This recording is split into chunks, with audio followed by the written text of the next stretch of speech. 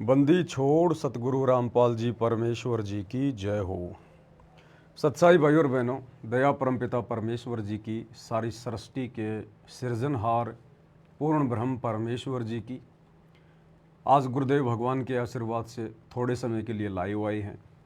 एक दो घटनाएं हैं जो संगत में घटित हुई हैं और एक छोटा सा संदेशा पीले पर्चे पर शतलोक आश्रम मैनेजमेंट हरियाणा की तरफ से आया हुआ है। दोनों टॉपिक पे हम बातचीत करेंगे। उससे पहले पूज्य गुरुदेव भगवान का जयकारा लगाते हैं। सभी भाई बहन वीडियो को ज़्यादा से ज़्यादा लाइव करें। बंदी छोड़ सतगुरु रामपाल जी भगवान की जय हो। परम पिता परमात्मा, सारी सृष्टि के रचनहार, कुल मालिक, असंख्य ब्रह्मांडों के स्वामी, जगत गुरु, तीनों लोकों में प्रवेश करके सबका भरण पोषण करने वाले राजाधिराज, आत्माधार, नाथों के नाथ, देवों के देव महादेव, सर्वेश्वर महेश्वर, मृत्युंजय, अजरो अमर, आदि अनादि सनातनी प्रभु, जगत पिता जगदीश्वर, श्री श्री 1008 की उपाधि के वास्तविक अधिकारी, अकाल मूरत शब्द स्वरूपी राम वासुदेव सर्वगतम ब्रह्म, परम पूज्य प्रथम पूज्य परम संत परम पुरुष परम धनी परम दयालु, सत्य कबीर हक्का कबीर, अल्लाहु कबीर, अल्लाहु अकबर, बाखबर, अल्लाह ताला, जगत के तारणहार, जगत के मुक्तिदाता, जगत के जगन्नाथ, हारे के सहारे, हिंदुओं के राम, मुसलमानों के अल्लाह, सिखों के वाहिगुरु, ईसाइयों के मसीह, दया के सागर दयानिधि, करुणा के सागर करुणानिधि, स्वयंभू प्रिभू, संकट मोचन, कष्ट हरण, मंगल करण, दुख भंजन, अविगत कबीर, निर्विकार निर्विषम परमात्मा, अलय अलेख सतगुरु, आदि अनादि सतगुरु, असली मर्यादा पुरुषोत्तम, असली राम, असली कृष्ण, असली घनश्याम, असली मुरारी, राजाओं के राजा, महाराजाओं के महाराजा, शहंशाहों के शहंशाह, सम्राटों के सम्राट, भगवानों के भगवान, अल्लाहों के अल्लाह, प्रभुओं के प्रभु, मसीहाओं के मसीह, सच्चे वाहिगुरु, बाबाओं के बाबा, पीरों के पीर, सेठों के सेठ, जगत सेठ, सावड़सा सेठ, सर्वगुण संपन्न, अनंत कोटि कलाओं के स्वामी, अनंत कोटि ब्रह्मांड के नायक, योगियों में महायोगी, ध्यानियों में महाध्यानी, सिद्धों में परम सिद्ध, ज्ञानियों में तत्व ज्ञानी, ब्रह्म ज्ञानी, महाज्ञानी, परम ज्ञानी, सर्वश्रेष्ठ ज्ञानी, विज्ञानी, युवा कबीर, समरथ कबीर, असमवात, अमित ओझा, सच्चे रहनुमा, करीम अल्लाह, सुबहान अल्लाह, दुनिया के अंतिम पैगंबर, 8 सितंबर 1951 से गांव धनाना, जिला सोनीपत, हरियाणा, भारतवर्ष की पावन भूमि पे प्रकट रियल कल्कि भगवान श्री नारायण साकार हरि, श्री बाबा साहेब नूर अनंत परमात्मा, सच्चे दरवेश, सच्चे बाखबर, संत शिरोमणि सतगुरु रामपाल जी परमेश्वर जी के चरण कमल में साध संगति से जुड़े हुए देश विदेश से आप और हम सभी सत्सेवक भाई बहनों का अनंत कोटि दंडवत प्रणाम। सत्साई भाई और बहनों, जिस कल की भगवान को वर्तमान में पूरी दुनिया सोशल मीडिया पर ढूंढ रही है, जिस कल की भगवान के विषय में दुनिया भर के भविष्य वक्ताओं ने भविष्यवाणियां की हुई हैं, भाई और बहनों, वो कल की भगवान धरती पर 8 सितंबर 1951 को ही प्रकट हो चुका है और उनका शुभ नाम है, पूजनीय नाम है, आदरणीय नाम है परमपिता परमेश्वर सतगुरु रामपाल जी भगवान। अब दुनिया इस बात पर विश्वास नहीं करेगी। दुनिया तो उस समय भी विश्वास ना करे जब इनका खुद का विष्णु भगवान, जो 3 लोक का एक विभागीय मंत्री है सतोगुण का, अगर खुद विष्णु जी भी धरती पर अवतार लेकर आ जाएं और ये कहें कि मैं कल की हूं, तो भी ये दुनिया नहीं मानेगी, क्योंकि प्रत्यक्ष को दुनिया स्वीकार करती नहीं है, प्रत्यक्ष को दुनिया मानती नहीं है।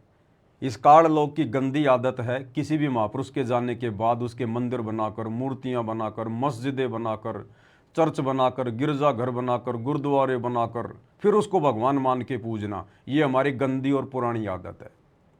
तो ये दुनिया तो अगर श्री विष्णु जी के अवतार कल्कि, जिनका वास्तविक नाम है निकलंक अवतार, जो कलयुग के अंत में आने हैं, अगर वो भी वर्तमान में आ जाए और आकर ये कहे कि मैं ही कल की हूं, तो भी ये दुनिया नहीं मानेगी, मजाक में लेगी, मजाक उड़ाएगी।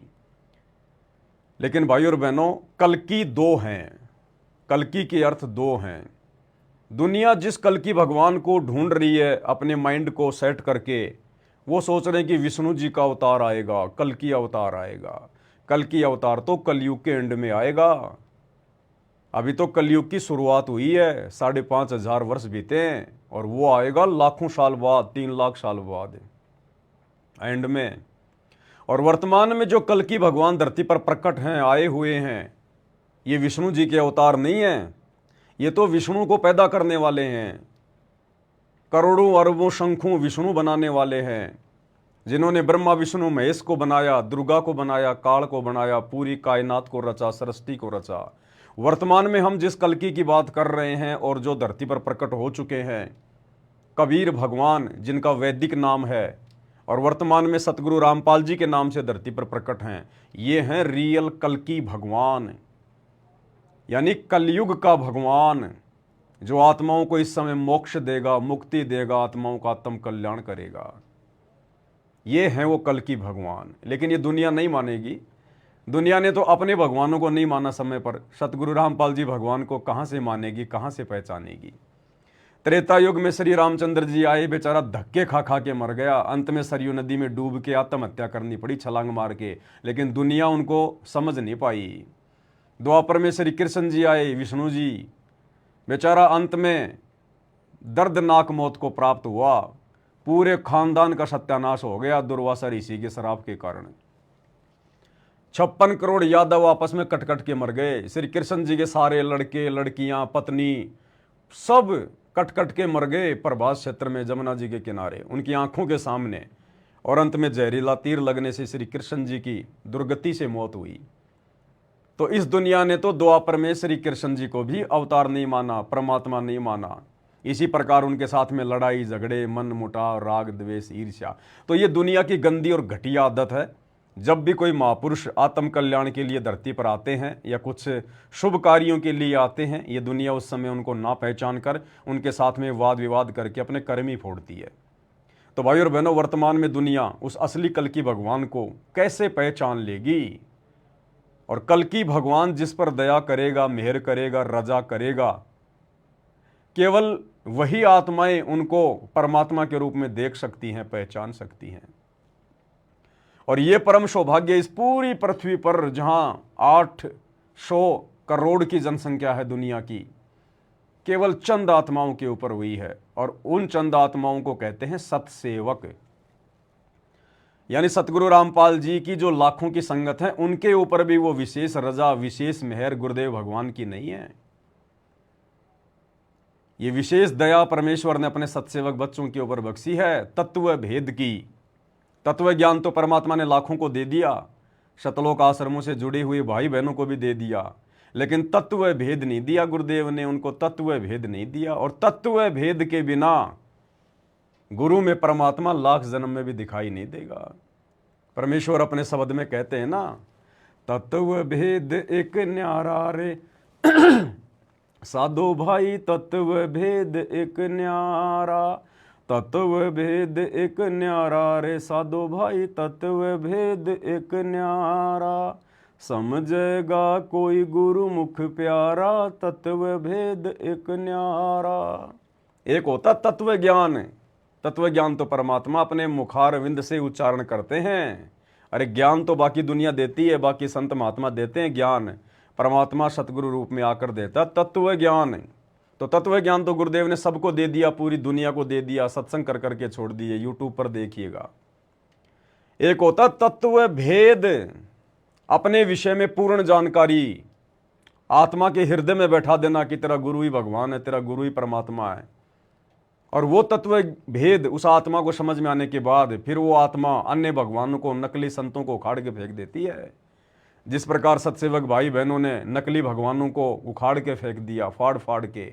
दाढ़ी मूछ वाली कबीर जी की समझे जाने वाली काल्पनिक फोटो फाड़ फाड़ के फेंक दी। गरीबदास जी की फोटो घर से हटा दी, दरबार से हटा दी।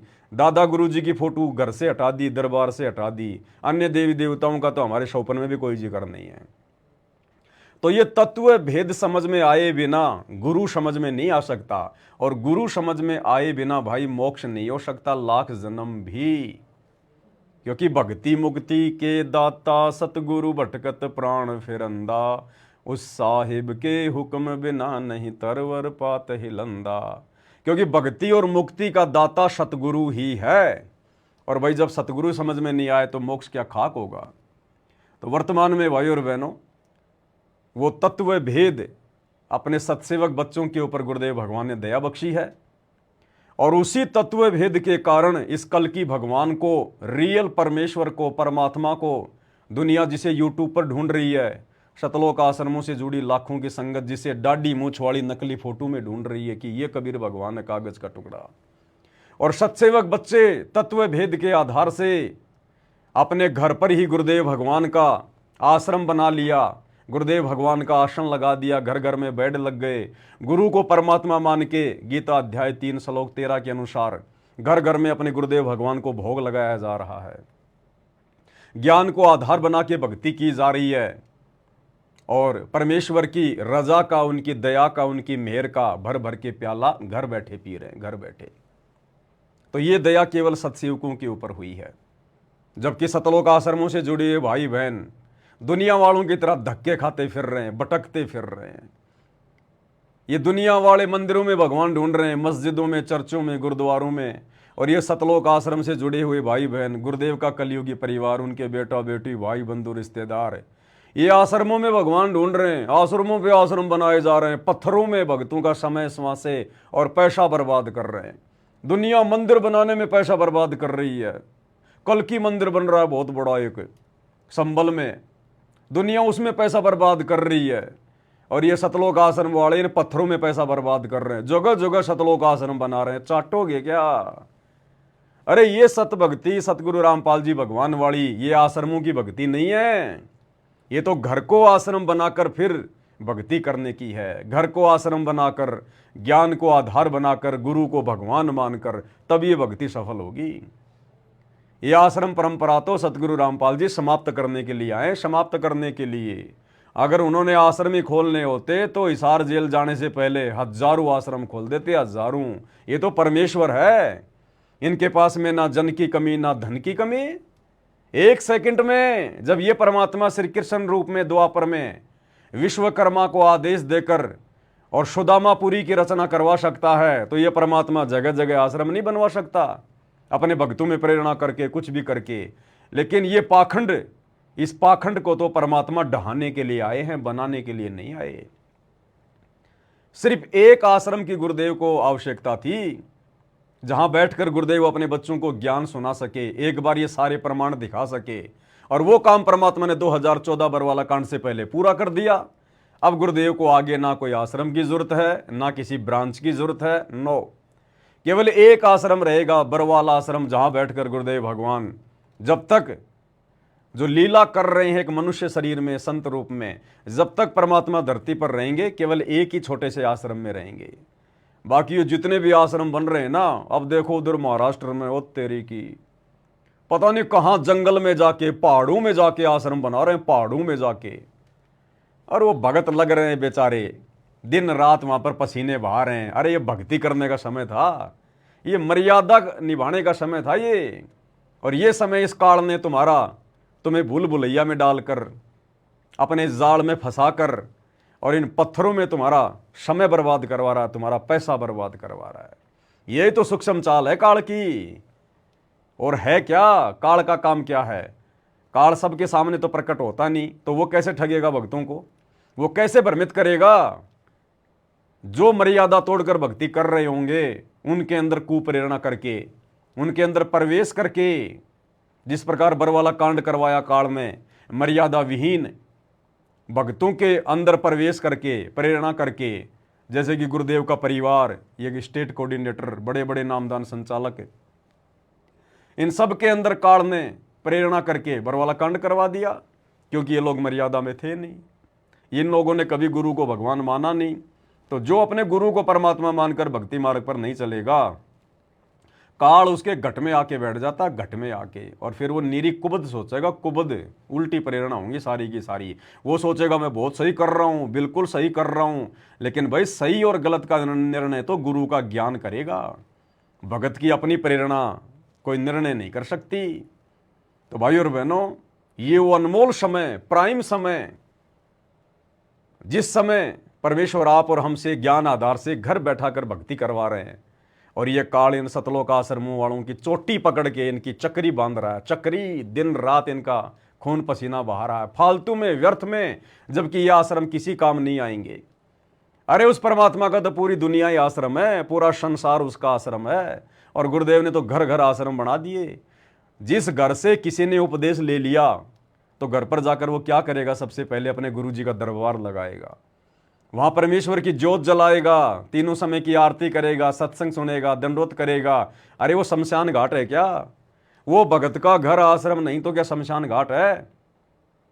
फिर हमने भला इन आश्रमों में जाकर धक्के खाने की क्या आवश्यकता है? आश्रमों पे आश्रम बनाने की क्या आवश्यकता है? अब भगत कह देंगे गुरु जी का आदेश है, गुरु जी का आदेश। गुरु जी का आदेश है, गुरु जी के सत्संग सुन के देखो। गुरु जी के कौन से दिन गुरु जी ने ब्रांचों पे ब्रांचें खोलने की बात कही है? गुरु जी का आदेश है। जिन लोगों ने अभी तक अपने गुरु जी का प्रत्यक्ष मुंह भी देखा नहीं, आमने सामने होकर कभी गुरु के दर्शन किए नहीं, वो भी कह रहे हैं गुरु जी का आदेश है, गुरु जी का आदेश है। ये काल ऐसे ही ठगता है भाई और बहनों। तो भाई और बहनों, वर्तमान में जो ये दुनिया वाले जो कह रहे हैं ना कि कल की भगवान प्रकट हो चुका है और गुप्त रूप में अपने मिशन को अंजाम दे रहा है, उसका मिशन चल रहा है गुप्त रूप में, तो वो कल की भगवान तो है सतगुरु रामपाल जी भगवान। और उनका जो मिशन है जो गुप्त रूप में चल रहा है, दुनिया जिसको जानती नहीं, पहचानती नहीं, जिस तरफ ध्यान ही नहीं देती, वो है साध संगति। ये साध संगतियां हैं, ये परमेश्वर का गुप्त मिशन है।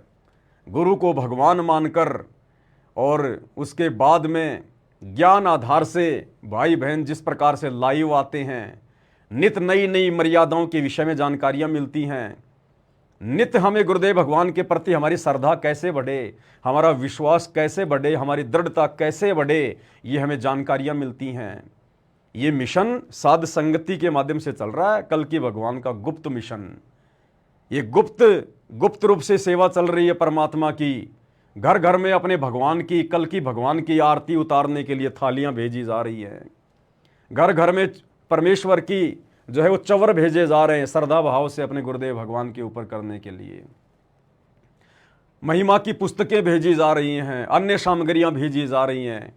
ज्ञान आधार से भाई बहनों को दृढ़ किया जा रहा है कि एक गुरु दूसरा कोई नहीं धरती पर पूरी सृष्टि में। जब तक ये भाव हमारी अंतरात्मा में नहीं उठेगा तब तक हम मोक्ष प्राप्त नहीं कर सकते, उस कल की भगवान के प्यारे नहीं बन सकते हम।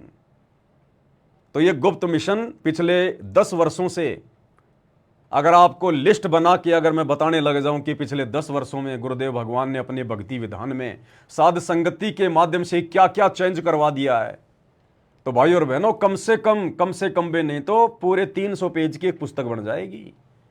100 ऐसे पॉइंट जो परमेश्वर ने अपने जेल जाने के बाद में साध संगति के माध्यम से चेंज करवा दिए, बदलाव करवा दिया। और आने वाले समय में पूरे विश्व में यही भक्ति नियम लागू होंगे जो नियम आज सत्सेवक भाई बहन निभाकर साध संगति से जुड़कर भक्ति कर रहे हैं। तो उस कल की भगवान का गुप्त मिशन ये साध संगतियां हैं, साध संगतियां। और तुम्हारा कोई कल की वल की नहीं आने वाला। घोड़े पे बैठ के आएगा, लंबी सी तलवार लेके आएगा, वो तो भैया कलयुग के एंड में आएगा, घोड़े पे बैठ के लंबी सी तलवार लेके। उस समय पूरी धरती पर अधर्मी आत्मा हो जाएंगी, पापी आत्माएं हो जाएंगी, और उनको घास की तरह काटने के लिए लंबी सी तलवार लेके आएगा। वर्तमान में उसको घोड़े की जरूरत नहीं है, वो कलयुग के एंड में घोड़ा लेके आएगा, क्योंकि उस समय साधन नहीं होंगे, विज्ञान समाप्त हो चुकी होगी। वर्तमान में तो बढ़िया बढ़िया गाड़ियां हैं, मर्सिडीज हैं, पता नहीं 1-1 करोड़ की, 10-10 करोड़ की लग्जरी गाड़ियां हैं। वर्तमान में घोड़े पे बैठ के कल की भगवान क्यों अपने पेट में दर्द करेगा? तो ये तो लास्ट की बातें हैं। वो रियल कल की भगवान तो धरती पर आ चुका है, और उसी कल की भगवान ने, सतगुरु रामपाल जी परमात्मा ने इन वैज्ञानिकों के अंदर ये प्रेरणा करके, इनको बुद्धि देके परमात्मा ने ये विज्ञान शुरू करवाई है। ये पिछले 20 से 30 वर्षों के अंदर अंदर परमात्मा ने विज्ञान को शिखर पे पहुंचा दिया। यानी 30 साल पहले किसी गांव में कोई ब्लैक एंड व्हाइट टीवी हुआ करता था, और जब शनिवार और शुक्रवार को शाम को 9:30 बजे जब वो फिल्म आया करती थी, टूटी फूटी सी, वो पुरानी सी, तो पूरे गांव वाले ले लेके अपने कंबल सर्दी में जहाँ पर भैंसें चौथ करती थी, पेशाब करती थी, वहाँ बैठ जाया करते थे फिल्म देखने के लिए। तो भाई और बहनों, इस विज्ञान को शिखर पर यदि किसी ने पहुंचाया है तो सतगुरु रामपाल जी भगवान ने, इस परमात्मा ने। क्योंकि परमात्मा से बढ़कर ना इंसान है ना विज्ञान है। एक छोटी सी बात है भाई, विज्ञान को किसने बनाया? हर कोई कहेगा इंसान ने बनाया। और इंसान को किसने बनाया? परमात्मा ने बनाया। परमात्मा कौन है? सतगुरु रामपाल जी भगवान है। तो कौन बड़े हुए? ये कल्कि भगवान सतगुरु रामपाल जी। तो भाई और बहनों, आप और हम सत्सेवकों का बहुत बड़ा सौभाग्य है। परमेश्वर ने आप और हमारे ऊपर रजा करने में, दया करने में भाई और बहनों छप्पर फाड़ दिया, छप्पर। कोई कमी नहीं छोड़ी परमात्मा ने। आज इस पूरी सृष्टि में, ना कि पृथ्वी पर, पूरे ब्रह्मांड में, पूरी सृष्टि में अगर कोई श्रेष्ठ आत्माएं हैं, कोई उत्तम आत्माएं हैं, जबरदस्त आत्माएं हैं, तो केवल सत्सेवक भाई बहन है, सत्सेवक भाई बहन। क्योंकि भाई और बहनों, इस परमात्मा ने आप और हमारे ऊपर अपनी पहचान करवाकर, गुरु रूप में परमात्मा के दर्शन करवाकर जो रजा बख्शी है, ये रजा भाई और बहनों असंख्यों जन्म ब्रह्मा विष्णु महेश के प्राप्त कर लेंगे तो भी प्राप्त नहीं हो सकती। हम इतने प्यारे, इतने लाडले हैं अपने गुरुदेव भगवान के। भगत तो उनके लाखों की संख्या में हैं, लेकिन देखो कैसे उनकी दुर्गतियां हो रही हैं। जो इन सतलोक आश्रमों में जाते हैं, नामदान सेंटरों पे जाते हैं, सेवा करते करते आश्रमों में दुर्गति से मौत हो रही है। ट्रैक्टर के नीचे दब दब के सेवा करते करते मर रहे हैं, फांसी खा खा के मर रहे हैं। इन आश्रमों में टैंक की सफाई करते समय जहरीली गैस से मर रहे हैं। आश्रमों में आते जाते समय दुर्घटना में मर रहे हैं। और वैसे देखो तो सतलोक आश्रम वालों की दुर्गतियां, कोई बीमारी से मर रहा है, कोई एक्सीडेंट में मर रहा है, कोई फांसी खा के मर रहा है, दुर्गति। लेकिन भाई और बहनों, भेड़ चाल रोक कौन दे? रुकेगा वही जिसके ऊपर सतगुरु रामपाल जी भगवान की दया होगी। वही आत्मा गुरु जी की गैर हाजिरी में घर बैठ के भक्ति करेगी। अरे जिस स्कूल में टीचर नहीं है, कोई मूर्ख माता पिता होगा जो अपने बच्चों को उसी स्कूल में भेजेगा। तो हमारे गुरुदेव भगवान, हमारे टीचर सतगुरु रामपाल जी वर्तमान में अपनी लीला के तहत, अपने मिशन के तहत हिसार जेल में बैठे हैं। इन आश्रमों में क्या भाई, क्यों धक्के खाने जाएं हम? किस लिए जाएंगे आश्रमों में? जो चीज एक भगत को चाहिए, सुनने के लिए सत्संग हमारे घर पे है, खाने के लिए भंडारा हमारे घर पे है, गुरु जी के दर्शन आश्रमों में तो तुम उन फोटो में करोगे, हमारे घर पर है ना। शब्द रूप में परमात्मा अगर मानोगे तो, हम हैं शब्द शब्द हम माई, हमसे भिन्न और कछु नाई। क्यों धक्के खाने जाएं ना आश्रमों में?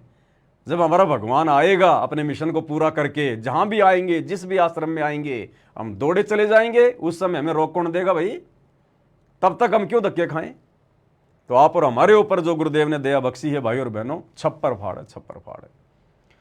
अब देखो, एक पीला पर्चा दास के पास में आया है। कल सतलोक आश्रम मैनेजमेंट हरियाणा वालों ने यह पीला पर्चा वायरल किया था। इसका शीर्षक है परमात्मा जी का संदेश।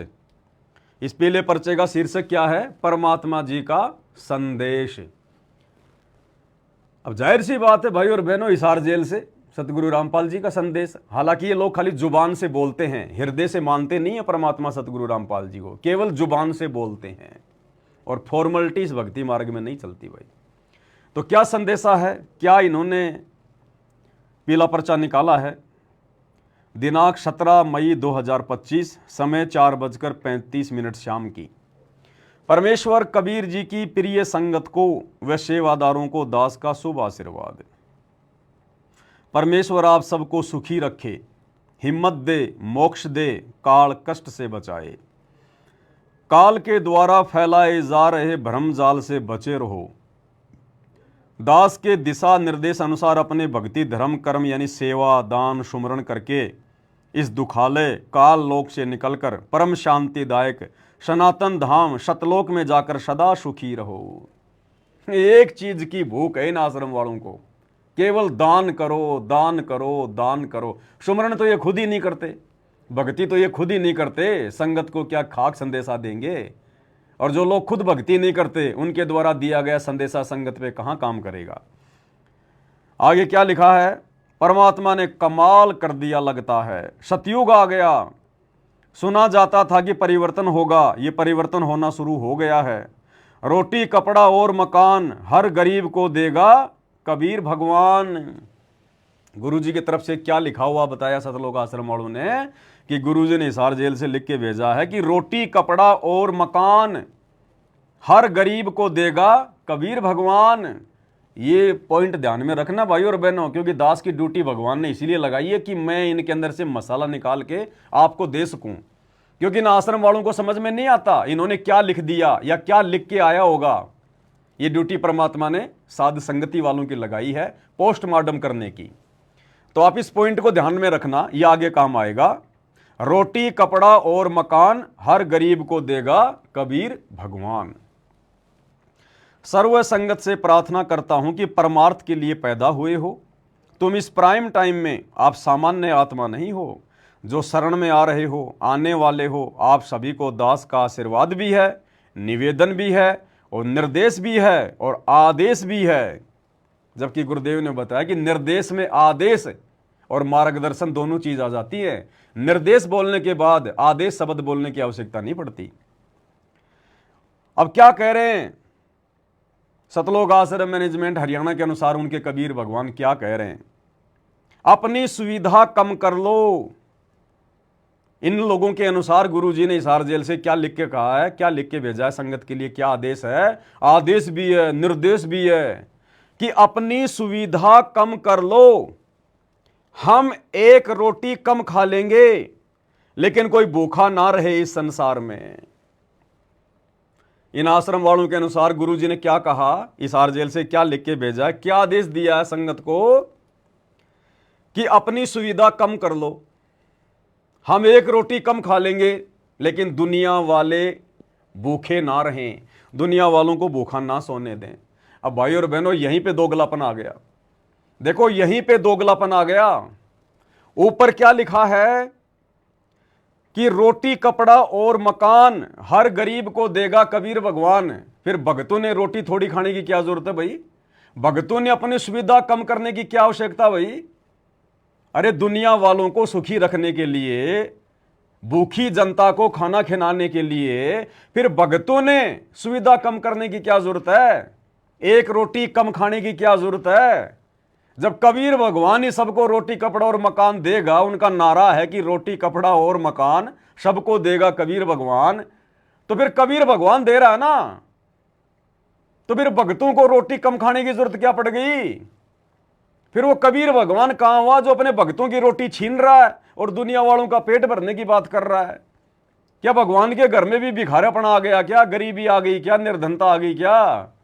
जो सतगुरु रामपाल जी भगवान अपने भक्तों को एक रोटी कम खाने के लिए कहेंगे और कहेंगे दुनिया वालों का पेट भरो, तो बात तो वही है, चाहे दुनिया वाले भूखे मरो चाहे भगत भूखा मरो, एक तो भूखा मराएगा ना। अरे एक तो भूखा रहा ही।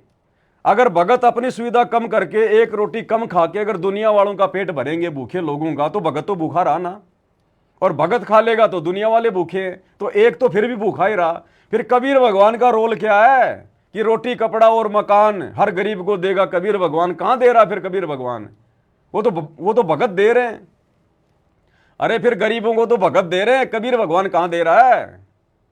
तो भाई और बहनों ये देखो, ऐसा ऐसा तो ये आदेश निकालते हैं जिसका ना कोई सिर है ना कोई पैर है।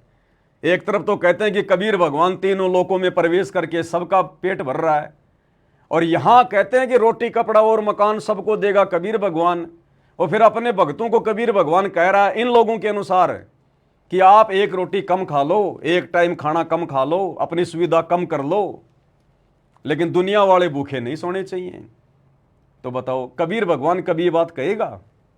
अरे जो परमात्मा तीनों लोकों में प्रवेश करके सबका पेट भरता है, उसके घर में किस चीज की कमी है? और हम तो उसके भगत हैं, उसकी शरण में आ गए, उसकी भक्ति कर रहे हैं।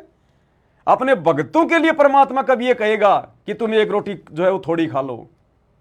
बताओ, ये तो इनके संदेश आ रहे हैं, परमात्मा का संदेश लिख दिया नाम। इनको परमात्मा की परिभाषा का पै भी इनको पता नहीं है। अरे फिर वो भगवान कहां हुआ, परमात्मा कहां हुआ? भगवान, गुरुदेव ने भगवान की क्या परिभाषा बताई? जो हमें भोग्य वस्तु दे, जो खाने को हमें अच्छे अच्छे जो पदार्थ दे, जो पेट भर खाना दे, हमारी हर सुख सुविधा का ध्यान रखे, उसको कहते हैं भगवान, परमात्मा। तो परमात्मा कभी ये कहेगा कि बच्चों एक रोटी तुम कम खा लो? क्यों भाई, भगवान के घर में गरीबी है? अरे रोज संध्या आरती में पढ़ते हो 9 लख बोडी भरी बिसंबर दिया कबीर भंडारा। तुम एक तरफ तो दुनिया भर में जयकारा लगाते हो कबीर भगवान ने 650 साल पहले काशी में बहुत बड़ा भंडारा किया, 18 लाख लोगों का पेट भर दिया, शतलोक से राशन आ गया, और आज तुम उसी कबीर भगवान की बेइज्जती कर रहे हो ये कहकर कि कबीर भगवान का आदेश आ गया परमात्मा का कि बच्चों एक रोटी कम खा लो। लेकिन दुनिया वाले भूखे नहीं सोने चाहिए। क्यों भाई? दुनिया वाले भक्ति करो ना। अरे दुनिया वाले भक्ति क्यों नहीं करते? जो भक्ति करेगा वो भूखा क्यों सोएगा भाई? भक्ति करो, आ जाओ सतगुरु रामपाल जी भगवान की शरण में, उपदेश लो, भक्ति करो, भूखे क्यों मरोगे? ये भगवान तो भूखों को भोजन देता है। आ जाओ इसकी शरण में। तो भाई और बहनों देखो किस प्रकार से ये दोगले दोगले मैसेज निकाल कर और टाइम पास किया जा रहा है। अब इसका कोई सिर पैर नहीं है इसका। हम एक रोटी कम खा लेंगे, अपनी सुविधा कम कर लो, लेकिन कोई भूखा ना रहे इस संसार में।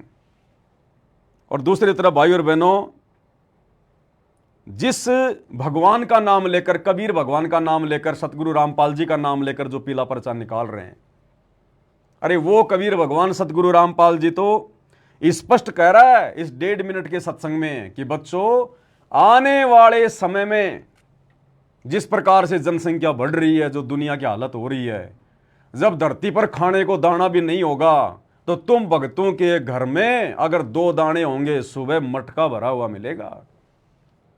बताओ, कबीर भगवान सतगुरु रामपाल जी के तो ये वचन है। अगर तुम्हारे घर में उस अकाल के समय, भूखमरी के समय, जब दुनिया त्राईमाम करेगी, जो समय बहुत जल्दी आने वाला है, युग परिवर्तन का समय चल रहा है, 2028 तक ये सब कुछ होना है, कि जिस समय तुम्हारे घर में 2 दाने होंगे तो सुबह तुम्हारे घर में मटका भरा हुआ मिलेगा, पिसा पिसाया आटा, नमक, तेल, मिर्च, घी, सब कुछ, गैस। अब जो भगवान ये वचन कह रहा है और साध वचन पलटे नहीं पलट जाए ब्रह्मांड, तो बताओ वो भगवान, वो कबीर परमात्मा सतगुरु रामपाल जी अपने भक्तों को यह आदेश देगा कि बच्चों एक टाइम रोटी कम खा लो, एक रोटी तुम कम कर दो, अपनी सुविधा तुम कम कर दो। तो ये देखो भगवान को भी भिखारी बना दिया इन लोगों ने, भगवान को भी। अच्छा, ये सारा का सारा ये प्रोपेगेंडा इन लोगों ने क्यों फैलाया है? केवल इसलिए, मान बढ़ाई के लिए, दिखावे के लिए, पब्लिसिटी के लिए। ये लोग क्या करते हैं, पूरा दिन में क्या करेंगे, किसी एक ऐसे घर को ढूंढेंगे हरियाणा में, हरियाणा से बाहर नहीं, क्योंकि गरीबी केवल हरियाणा में है, और हरियाणा के भी सोनीपत जिले में, रोहतक जिले में, हरियाणा से बाहर भिखारी नहीं है। सबसे ज्यादा भिखारी और सबसे बड़े महाभिखारी अगर कहीं है भारत देश में तो केवल हरियाणा में है, हरियाणा में। तो ये सतलोक आश्रम वालों की टीम क्या करती है, 2-4 भक्तों की इन्होंने ड्यूटी लगा रखी है मूर्खों की, कि तुम जाओ हैं और देखो सबसे ज्यादा गरीब कौन है, जो बिल्कुल गरीब सा हो, दिखाई दे, वीडियो बनाए तो ऐसा लगे कि वास्तव में गरीब है। अब वो जाके चील कव्वे की तरह सारा दिन मुंह फाड़ते रहते हैं। अब ऐसा भाई और बहनें, इस काललोक में तो लाखों भिखारी हैं, करोड़ों भिखारी हैं, गरीब हैं बेचारे। वो उसको पकड़ लेंगे, मकान टूटा फूटा हुआ है, मकान का गेट भी टूटा हुआ है, और इसका तो एक्सीडेंट भी हो रखा है, इसने जो है प्लस्तर बांध रखा है।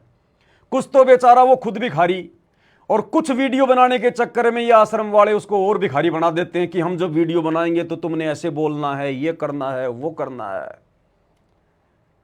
अब वीडियो देखने वाले को लगेगा ये तो बेचारा कति भिखारी है, हैं? और फिर उसको क्या करेंगे, ये पूरा दिन में केवल एक ही गरीब आदमी ढूंढते हैं और नहीं। ना, कबीर भगवान की जिम्मेदारी इस देश के हर गरीब को भोजन खिलाने की नहीं है, केवल एक भिखारी को भोजन खिलाने की है रोजाना। फिर ये क्या करेंगे, गाड़ी लेके जाएंगे, 10 किलो आटा, 2 किलो चीनी, 1 तेल की शीशी, 2 नहाने के साबुन, 2 कपड़े धोने के साबुन बांध बूंद के और ले जाएंगे वहां, और पहले ये एंटर करेंगे अंदर, हाँ जी आपकी तो बहुत ज़्यादा गरीब स्थिति है, फलाना है, दिखना है, हमारे संत रामपाल जी ने आप लोगों के लिए ये भेजा है, वो भेजा है। वो खाट पे रख देंगे सारा सामान, और उसकी घरवाली को खड़ा कर लेंगे, और वो जो बेचारा भिखारी है, कोई बेचारा बीमार है, जैसा भी, किसी का हाथ टूट रहा है, नहीं टूटा, ये लोग पता नहीं जानबूझ के प्लस्तर चढ़वा देते हैं, उसको खड़ा कर देंगे। शर्ट पहन रखी है तो निकलवा देंगे, नहीं भाई तू बनियान पहन, और बनियान को भी थोड़ा फाड़ ले, भिखारी सा दिखाई दे। उसको बना के पूरा भिखारी जैसे फिल्मों में बनाए जाते हैं, उसके बाल बच्चों को वहां खड़ा कर दिया जाएगा, फिर ये वीडियो बनाएंगे। हाँ जी, आपकी क्या हालचाल है, हाँ जी खाना वाना आप लोग कैसे खाते हो, आपके बच्चों की तो हालत बहुत ख़राब हो रही है, आपके आदमी की भी हालत ख़राब हो रही है। फिर वो पूरे के पूरे समाचार देगी, हम जी बहुत गरीब आदमी हैं जी, अजी मेरा आदमी 6 महीने से एक्सीडेंट हो गया जी, इसका हाथ टूट गया जी, हमारे बच्चे भी स्कूल में नहीं जा रहे जी। अच्छा अच्छा जी, अच्छा तो फिर आप कैसे काम चला रहे हैं? बोले जी ऊपर वाला चला रहा हमारा। तो ठीक है बहन जी, हमारे सतगुरु रामपाल जी ने अन्नपूर्णा मुहिम चलाई है, उस मुहिम के तहत हम आपके लिए ये 10 किलो आटा लेके आए हैं, एक तेल की बोतल लेके आए हैं। अब इन मूर्खों को कोई ये पूछे, इन गधों को कोई ये पूछे, सतलोक आश्रम वालों को, अरे उस भिखारी परिवार को जिसके घर पर तुम गए हो, वो भिखारी परिवार 30-40 साल से रोजाना दोनों टाइम पेट भर के खाना खा के सोता है। भले उसका आदमी बीमार है, एक्सीडेंट हो गया, कुछ भी हो गया हो, आज से पहले उस भिखारी परिवार को भोजन कौन दे रहा था? तुम्हारे वो 10 किलो आटे से उनकी 40 साल निकल गई क्या? आज से पहले कौन खिला रहा था उनको? और तुम्हारा 10 किलो आटा 10 दिन नहीं चलेगा, उनके 10 दिन भी, और उसके बाद में तुम मुड़ के भी नहीं देखने वाले। तुम्हारी घटिया और गंदी आदत को हम अच्छे से जानते हैं। उसके बाद तुम लोग मुड़ के भी नहीं देखने वाले उस परिवार की तरफ। क्यों? तुम्हारा काम हो गया, बस तुमने तो एक वीडियो बनाना था और अपने न्यूज चैनल पे डालना था, बस तुम्हारा काम केवल इतना ही है। अब भाई और बहनों देखो, काल यहां पर मर्यादा कैसे तोड़ता है, ये सूक्ष्म चाल है काल की। अब गुरुजी ने हमें क्या शिक्षा दी, क्या दिशा निर्देश दिए कि बच्चों हमने जबरदस्ती के दान पुण्य नहीं करने। दान और पुण्य धर्म हमने केवल अपने गुरुजी की आज्ञा में रह के, और जो गुरुजी के भक्ति विधान में, क्योंकि गुरु वही आज्ञा देगा जो गुरु के भक्ति विधान में, उसी अनुसार करना है। और गुरुदेव ने हमें तरीका बता दिया कि 10वां अंश गुरु को दीजिए, जीवन जन्म सफल कर लीजिए, या अपने गुरुजी के रहते सहते साक्षात गुरुजी के हाथ में ज्योति और पाठ का दान देकर अपना धर्म कराओ, या गुरुजी के आश्रम में रहते समय भंडारे का पैसा देकर, भंडारे का सामान देकर सहयोग करो, और 5 यज्ञ अपने घर पे करो। यह है धर्म की पूरी व्याख्या इस कबीर पंथ में। इसके अलावा हमने बाहर जाकर ना तो गायों को चारा डालना, ना भैंसों को चारा डालना फालतू में किसी जो है उसमें गौशाला में जाकर, ना हमने भिखारियों के लिए बना बना के रोटियां लेकर उनको बांटने के लिए जाना है। यह इस कबीर पंथ में नहीं है। और गुरुदेव ने हमें स्पष्ट कह दिया कि बच्चों तुम्हारे घर पर कोई भिखारी आ जाए तो खाना खिलाओ, कोई भी व्यक्ति आ जाए खाना खिलाओ, लेकिन तुमने घर से खाना बना बना के या बांध बांध के आटा दाल चावल तुमने नहीं बांटना। यह काल का षड्यंत्र है, करज चढ़ेगा करज। तो ये सतलोक आश्रम मैनेजमेंट हरियाणा वाले, क्योंकि भाई और बहनों काल इनकी बुद्धि पे बैठा है। काल ने तो गुरुजी की एक भी मर्यादा सुरक्षित नहीं रखवानी है, इनको ढंग से निचोड़ के रखना काल ने, मर्यादाओं के नाम पर ढंग से। तो गुरुजी की आज्ञा को सरेआम तोड़ा जा रहा है यहां पर, और नाम किसका? गुरुजी का।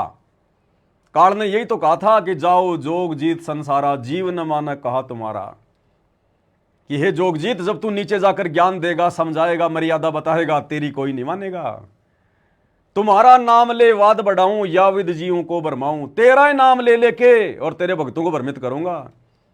तो आज ये सतलोक आश्रम मैनेजमेंट हरियाणा वाले काल प्रेरणा से परमात्मा के भक्तों को, परमात्मा के बच्चों को, और परमात्मा सतगुरु रामपाल जी का आदेश बता बता के, उन्हीं का नाम ले लेके, पीले पर्चे निकाल निकाल के, और उनकी मर्यादाओं की धज्जियां उड़ा रहे हैं। तो ये जबरदस्ती का दान पुण्य है भाई और बहनों, ये दान पुण्य हम भक्तों ने नहीं करना है, बिल्कुल नहीं करना।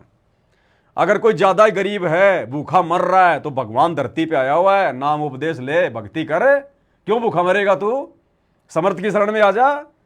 आप इनका कोई भी वीडियो उठा के देख लीजिए, जो ये बना रहे हैं, आटा दाल चावल दे दे के जो वीडियो बनाते हैं ना उस गरीब परिवार का, भाई और बहनों इनका कोई भी वीडियो उठा के देख लीजिए। ये नालायक मंदबुद्धि प्राणी सतलोक आश्रम वाले किसी भी गरीब परिवार को ये नहीं कहते, उनको ये सलाह नहीं देते कि भाई देखो तुम्हारी क्या हालत हो रही है, तुम देवी देवताओं को पूजते पूजते तुम्हारे दादा मर गए, परदादा मर गए, तुमने भी 30-40 साल तक देवी देवता पूजे होंगे, क्या दे दिया तुम्हारे भगवानों ने, इन देवी देवताओं ने? छोड़ो इनको और सतगुरु रामपाल जी की शरण में आ जाओ, भक्ति शुरू करो, नाम उपदेश लो, आश्रम में आ जाओ, तुम्हारी गरीबी परमात्मा दूर भगाएगा। आप कोई भी वीडियो उठा के देख लो भाई और बहनों, कोई भी वीडियो, किसी भी वीडियो में उस गरीब परिवार को ये भक्ति करने के लिए नहीं कहते, संत रामपाल जी से उपदेश लेने के लिए नहीं कहते। बस इतना कहेंगे संत रामपाल जी ने यो सामान भेजा जी थारे लिए हैं, यो 10 किलो आटा है, एक या ओरिजिनल तेल की बोतल है, 2 कपड़े धोने के साबुन है, 2 नहाने के साबुन है, और थारे बालका की कॉपी किताब भी देवांगे जी, इन बच्चों की फीस भी भरेंगे, इन बच्चों की स्कूल की जो ड्रेस है वो भी देंगे हम। लेकिन ये माई के लाल इतना सा उस परिवार को नहीं कहते कि भैया तुम नाम उपदेश ले लो, भक्ति कर लो, क्योंकि काल ने भक्ति थोड़ी करवानी है। ये सब कुछ हो क्यों रहा है? काल प्रेरणा से। तो काल भक्ति पे थोड़ी लगाएगा, काल तो मर्यादा तोड़वाएगा। तो देखो भक्ति का कोई जिक्र नहीं इन वीडियो में, एक सोचने की बात है ये। जबकि उनको बोलना चाहिए कि भाई देखो बहन, आज तो हम आपको दे गए, हमें आज पता चल गया, हम आज तो हम आपको दे गए राशन, और हम आपकी कब तक मदद कर देंगे बहन जी? 10 दिन कर देंगे, 20 दिन कर देंगे, आपने खुद ही खाना कमाना पड़ेगा, और वो हालत आपकी है नहीं। तो बहन जी आप संत रामपाल जी से नाम उपदेश लो, अपने बच्चों को दिलाओ, अपने पत्नी को दिलाओ, अपने पति को दिलाओ, देखो तुम्हारी क्या हालत हो गई, और फिर देखो भगवान रास्ता निकालेगा, इसकी बीमारी भी ठीक करेगा, छोटा मोटा कोई रोजगार भी देगा, भगवान समर्थ है। लेकिन ये शब्द तो इनकी जुबान से काल निकलने नहीं देता। और देख के वो शुका राशन आ जाते हैं अपने घर पे। अब भाई और बहनों क्या पता वो औरत आटा बेच के आ जाए, क्योंकि वो गरीब नहीं है, उसको जबरदस्ती गरीब बनाया इन लोगों ने। वो औरत, वो परिवार इन आश्रम वालों के आगे भीख मांगने नहीं आया, इनसे आटा मांगने के लिए नहीं आया कि हम तो भूखे मर रहे हैं, आओ जी सतलोक आश्रम वालों हमें आटा दे के जाओ। ये खुद ढूंढते फिरते हैं भक्तों के कर्म फोड़ने के लिए। तो जबरदस्ती उस घर में ये 5-10 हजार रुपए का सामान दे के आ गए। अब वो औरत क्योंकि काल है, उसके सिर पे तो काल बैठा, वो कौन सी भगत है, क्या पता काल उसको तुरंत प्रेरणा कर दे कि ये तेरे भाई की शादी है ना अगले महीने, घर में पैसा है नहीं, यो बाबा रामपाल ने जो सामान भेजा है ना, यो सामान गांव की दुकान वाले को दे के आ जाऊं, ऐसे का सा 10 हजार का है, 2 हजार तो दे ही देगा। अब वो दुकान वाला 10 हजार का सामान 2 हजार में क्यों नहीं लेगा भाई? वो तो सामान लेके तुरंत 2 हजार रुपये पकड़ाएगा, और फिर वो अपने भाई की शादी में नाचेगी, उसका आदमी शराब पिएगा, दुनिया भर के वो पाखंड करेगी, और वो कर्म किसके फूटेंगे? भक्तों के। जिन भक्तों के ज्योति पाठ और दान के पैसों से ये आश्रम वाले इस प्रकार की ड्रामेबाजी कर रहे हैं। अन्यथा उस कबीर भगवान सतगुरु रामपाल जी को केवल हरियाणा में भिखारी दिखाई दे रहे हैं क्या? अगर उनके द्वारा ये अन्नपूर्णा योजना चलाई जा रही है, अरे तो सतगुरु रामपाल जी तो परमात्मा है, भगवान है, पूरा विश्व उनका बच्चा है। अगर सतगुरु रामपाल जी भगवान से लोगों की गरीबी और ये उनका भिखारीपना, उनकी भूख अगर सहन नहीं हो रही है, तो हरियाणा में क्यों? अरे गाजा में जाओ, गाजा में 5 लाख लोग वहां भूख से बिलख रहे हैं। इजराइल ने गाजा का क्या हाल कर दिया, भिखारी बना दिया पूरे शहर को, बच्चे भूख से मर रहे हैं, वहां पर बिलख रहे हैं। क्या वो कबीर भगवान के बच्चे नहीं है क्या? क्या वो सतगुरु रामपाल जी के बच्चे नहीं है क्या? क्या उन पे सतगुरु रामपाल जी को दया नहीं आ रही क्या? हरियाणा में ज्यादा भिखारी पैदा हो गए, हरियाणा वाले भिखारियों के प्रति उस परमात्मा का जो है ज्यादा लगाव हो गया। ये टोटल भाई और बहनों, टोटल ये मान बढ़ाई और पब्लिसिटी के लिए किया जा रहा है। इस दास को जहां तक आइडिया है, हरियाणा में जो चुनाव होंगे उन चुनावों में सतगुरु रामपाल जी के दोनों नालायक बेटों में से एक बेटा चुनाव में उतरेगा। कोई न कोई इनकी रणनीति है। ये टोटल पब्लिसिटी के लिए हो रहा है, ये मान बढ़ाई के लिए। अरे दिल्ली में जाओ ना, अगर देश की अगर भूख मिटाने की चिंता है आश्रम वालों, अगर ये भिखारीपना समाप्त करने की इच्छा तुम्हारी कि दुनिया में कोई भिखारी ना रहे, रोटी कपड़ा और मकान सबको देगा कबीर भगवान, तो जिस प्रकार से तुम्हारा कबीर भगवान जिस धीमी गति से, जिस कछुआ चाल से चल रहा है, रोजाना पूरे विश्व में केवल हरियाणा के एक भिखारी को भोजन देना 10 किलो आटा, इस रफ्तार से तो ये दुनिया लाख साल में भी अमीर नहीं बनने वाली। इस दुनिया का भिखारीपना लाखों सालों में भी समाप्त नहीं होगा। जिस हिसाब से तुम कह रहे हो कि भाई रोटी कपड़ा और मकान सबको देगा कबीर भगवान, अगर तुम्हारे अनुसार देगा, जो सिस्टम तुमने अपना रखा है, तो इस दुनिया का भिखारीपना तो लाखों साल भी समाप्त नहीं होने वाला। तो भाई और बहनों, नाम सतगुरु रामपाल जी भगवान का, क्योंकि बदनामी तो काल उनके सिर पे ठोकेगा ना। इनको कौन जानता है?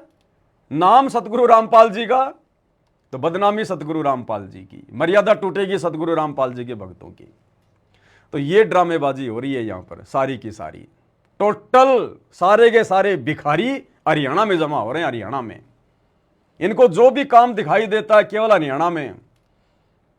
आरक्षण में जाके बैठेंगे तो हरियाणा में, धर्मशाला बनवाएंगे तो हरियाणा वालों की, गौशालाओं में दान देंगे तो हरियाणा वालों के, गरीब परिवारों को राशन पानी देंगे तो हरियाणा वालों को। टोटल सारा का सारा भिखारीपना हरियाणा में घुसा हुआ है। हरियाणा में तो भाई और बहनों जबरदस्ती के भिखारी बनाए जा रहे हैं। सतगुरु रामपाल जी का ये मिशन नहीं है, और ना कभी 30 साल से उन्होंने इस प्रकार से लोगों के घरों में कभी आटा पहुंचाया। इनको ज्यादा ज्ञान है क्या जो इनको अब समझ में आई है, जो आज से पहले संत रामपाल जी के दिमाग में नहीं आई ये बात है? क्या संत रामपाल जी के समय पे कोई भिखारी नहीं थे क्या?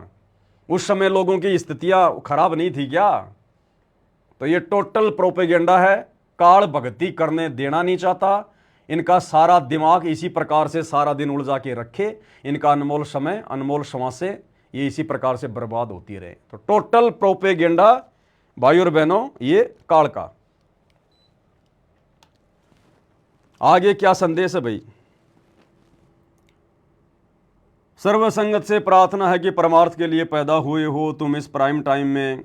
आप सामान्य आत्मा नहीं हो, जो शरण में आ रहे हो, आने वाले हो। आप सभी को दास का आशीर्वाद भी है, निवेदन भी है और निर्देश भी है, आदेश भी है।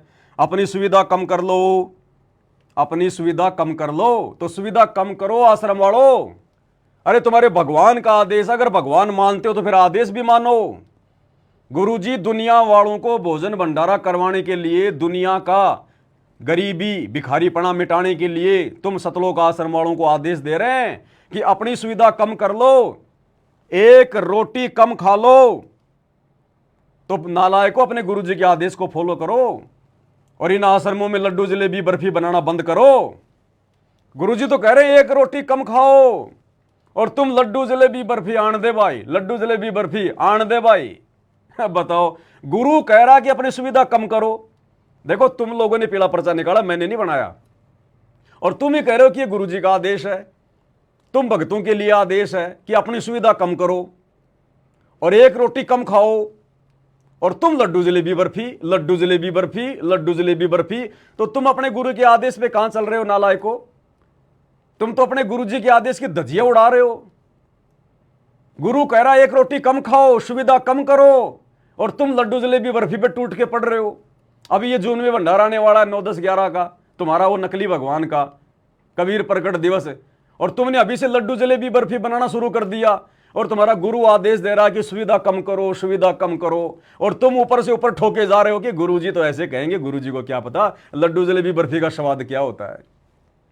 तो बताओ तुम लिख क्या रहे हो, तुम्हारा गुरु आदेश क्या दे रहा है, और तुम अपने गुरुदेव के मुंह पे थप्पड़ मार रहे हो। यानी गुरुजी के आदेश को तोड़ना, गुरुजी के आदेश को ना मानना, गुरुजी के मुंह पे थप्पड़ मारना होता है। तो गुरुजी तो तुम आश्रम वालों को आदेश दे रहे कि अपनी सुविधा कम करो, एक रोटी कम खाओ, और तुम लड्डू जलेबी बर्फी बनाने में लग गए। तो तुम कहां गुरु भगत हो? कहां तुम अपने गुरु का आदेश मान रहे हो? अपनी सुविधा कम कर लो, हम एक रोटी कम खा लेंगे, लेकिन कोई भूखा ना रहे इस संसार में। क्यों खा ले भाई कम रोटी? जब समर्थ की शरण में है, मर्यादा में रह के भक्ति कर रहे हैं, तो समर्थ के घर में कोई कमी है क्या जो अपने बच्चों को यह कहेगा कि तुम एक रोटी थोड़ी खा लो? अरे दुनिया की भूख मिटाने के लिए क्या भगवान अपने भक्तों को रोटी के लिए यह कहेगा कि तुम एक रोटी थोड़ी खा लो? नालायकों, डूब के मर जाओ, शर्म करो। कुछ नहीं लिखना आता है कोई संदेशा तो पवन दास को फोन मिला लिया करो, बता दूंगा तुम्हें। अगर संगत को भी अगर तुमने मूर्ख बनाना है अपने धार्मिक धंधे के लिए, तो कम से कम गुरुजी के वचन तो सही प्रकार से लिखो। अगर नहीं तुम्हारी दिमाग में कोई बात आ रही है तो फोन कर लिया करो मेरे से। फोन पे शर्म आती है तो व्हाट्सएप पे मेरे को बोल दिया करो कि पवन भगत जी पीला पर्चा बनाओ ऐसे ऐसे। नालायकों, क्यों अपने गुरुजी की बेइज्जती कर रहे हो, बदनामी कर रहे हो तुम?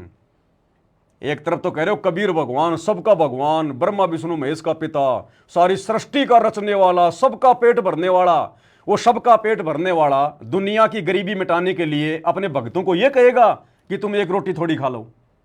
फिर वो भगवान कहां हुआ जो अपने भक्तों का पेट काट के और दुनिया का पेट भर रहा है? तो ये बेइज्जती कर रहे हैं अपने भगवान की भी। ये डाडी मूछ वाले को भी भगवान नहीं मानते, उसकी भी बेइज्जती कर रहे हैं। अपनी सुविधा कम कर लो, हम एक रोटी कम खा लेंगे, लेकिन कोई भूखा ना रहे इस संसार में। अरे संसार की भूख मिटेगी, संसार की गरीबी मिटेगी भगवान के शरण में आने से। ये 10-10 किलो आटा देने से कभी दुनिया का भिखारीपना नहीं जाएगा, दुनिया की भूख नहीं मिटने वाली है। और ज्यादा भिखारी पैदा कर रहे हो तुम तो निठल्ले पैदा कर रहे हो। वो क्यों कमाएंगे? तुम जा जा के देते रहो, वो खाते रहेंगे, वो निकम्मे अपने घरों पे वो पड़े रहेंगे। क्यों कमाएंगे वो? तुम तो दुनिया को ज्यादा बिगाड़ रहे हो, फ्री का दे दे के, आराम का दे दे के। आप फिर भगवान की रजा देखना आपके ऊपर। वह खुद 120 वर्ष तक उन गरीबों में रहा जिनको समय पर एक टूक नहीं था। आशीर्वाद से बहुत कुछ दिया, पर ऐसे नहीं दिया। अब देना था और उसने दिखाना था। अब देना था तो फिर दे क्यों ना भगवान? फिर भगवान ये क्यों कह रहा है कि बच्चों तुम एक रोटी कम खा लो और दुनिया को खाना खिलाओ?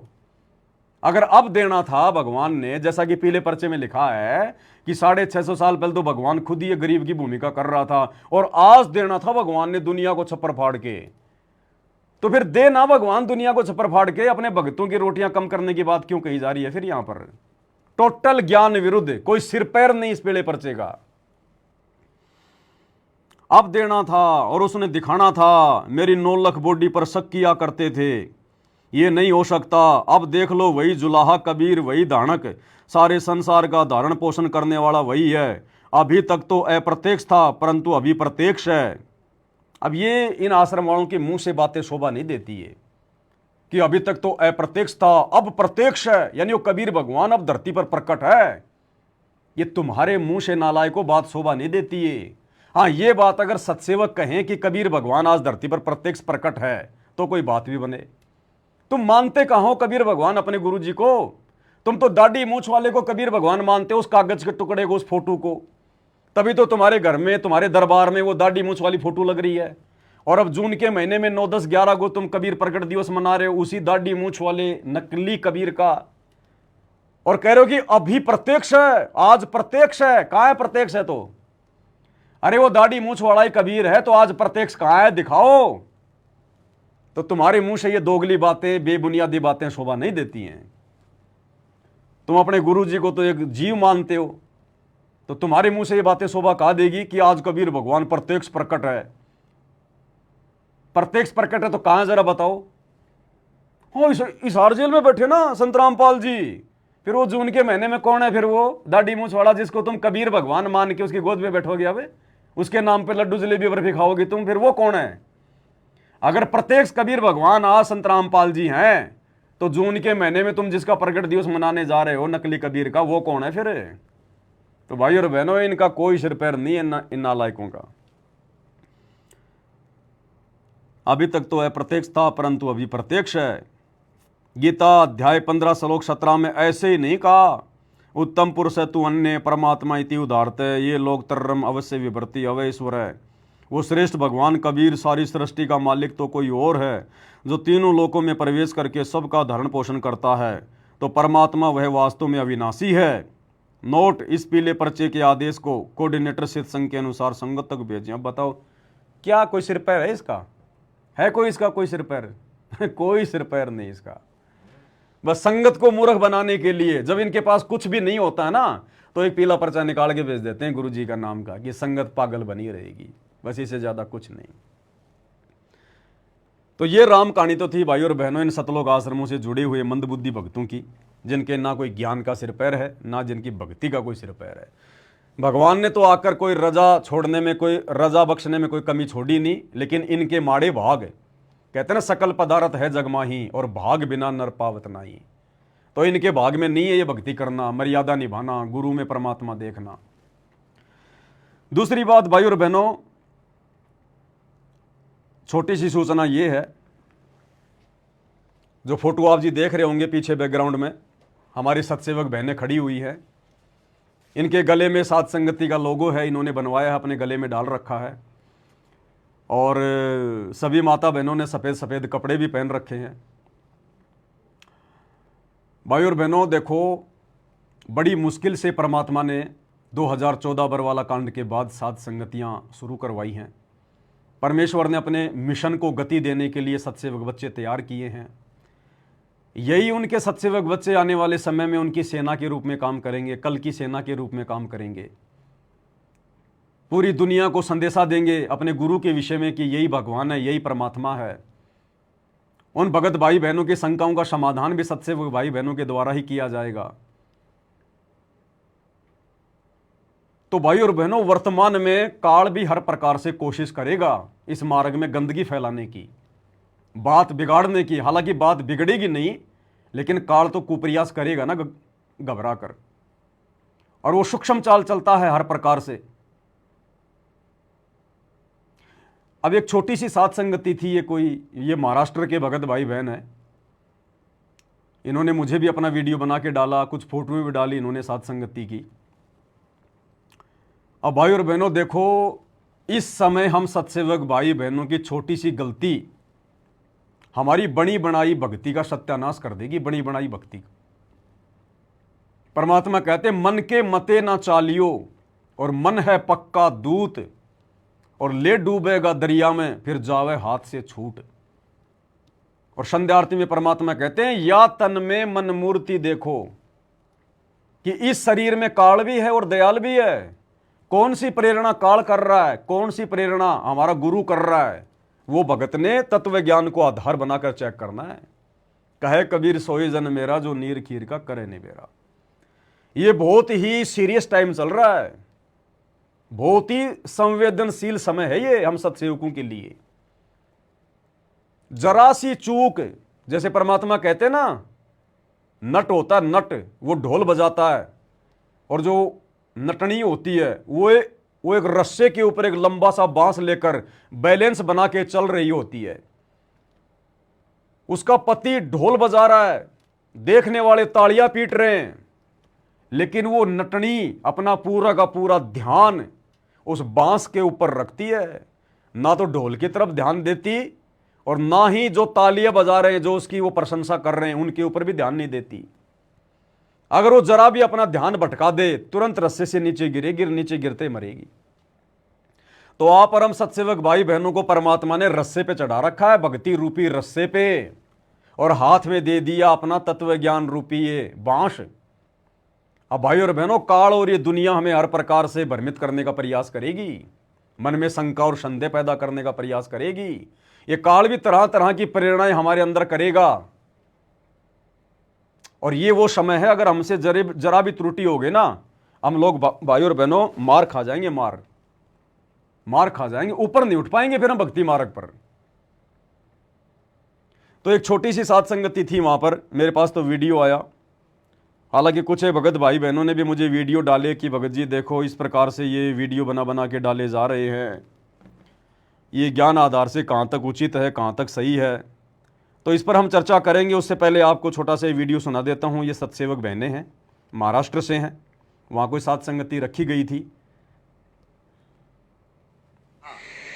बंदी छोड़ सतगुरु रामपाल जी भगवान की जय हो। सत्साई भक्तों, आज परमात्मा की दया से और आशीर्वाद से हम सभी सत्सेवक भाई बहनों ने शिवली जिला MP में सात संगति का कार्यक्रम आयोजित किया हुआ है, और परमात्मा के आशीर्वाद से हम सभी भाई बहनों को ऐसी प्रेरणा हुई है कि सफ़ेद कपड़े पहनकर सभी माइयाँ और सभी भगत भाई लोग सफ़ेद कपड़े, और ये हमने सात संगति का लोगो बनवाया हुआ है, जिसमें भगत के जो 16 गुण है, 16 आभूषण जो भगत भाई धारण करते हैं, ये उसके माध्यम से हमने लोगो बनवाकर ये सात संगति का कार्यक्रम हमने संपन्न किया है। और इसके माध्यम से हम आपको यही बताना चाहते हैं कि आप भी सफ़ेद कपड़े पे ही सात संगति करें, और ऐसे ही लोगो बनवाकर अपने गले में धारण करें। सत्साई सत्साई। अब क्या है भाई और बहनों, देखो मैं बार बार आप सबको एक संदेशा देता आ रहा हूँ बार बार, कि भाई हमने इस समय जोश में होश नहीं खोना बिल्कुल भी।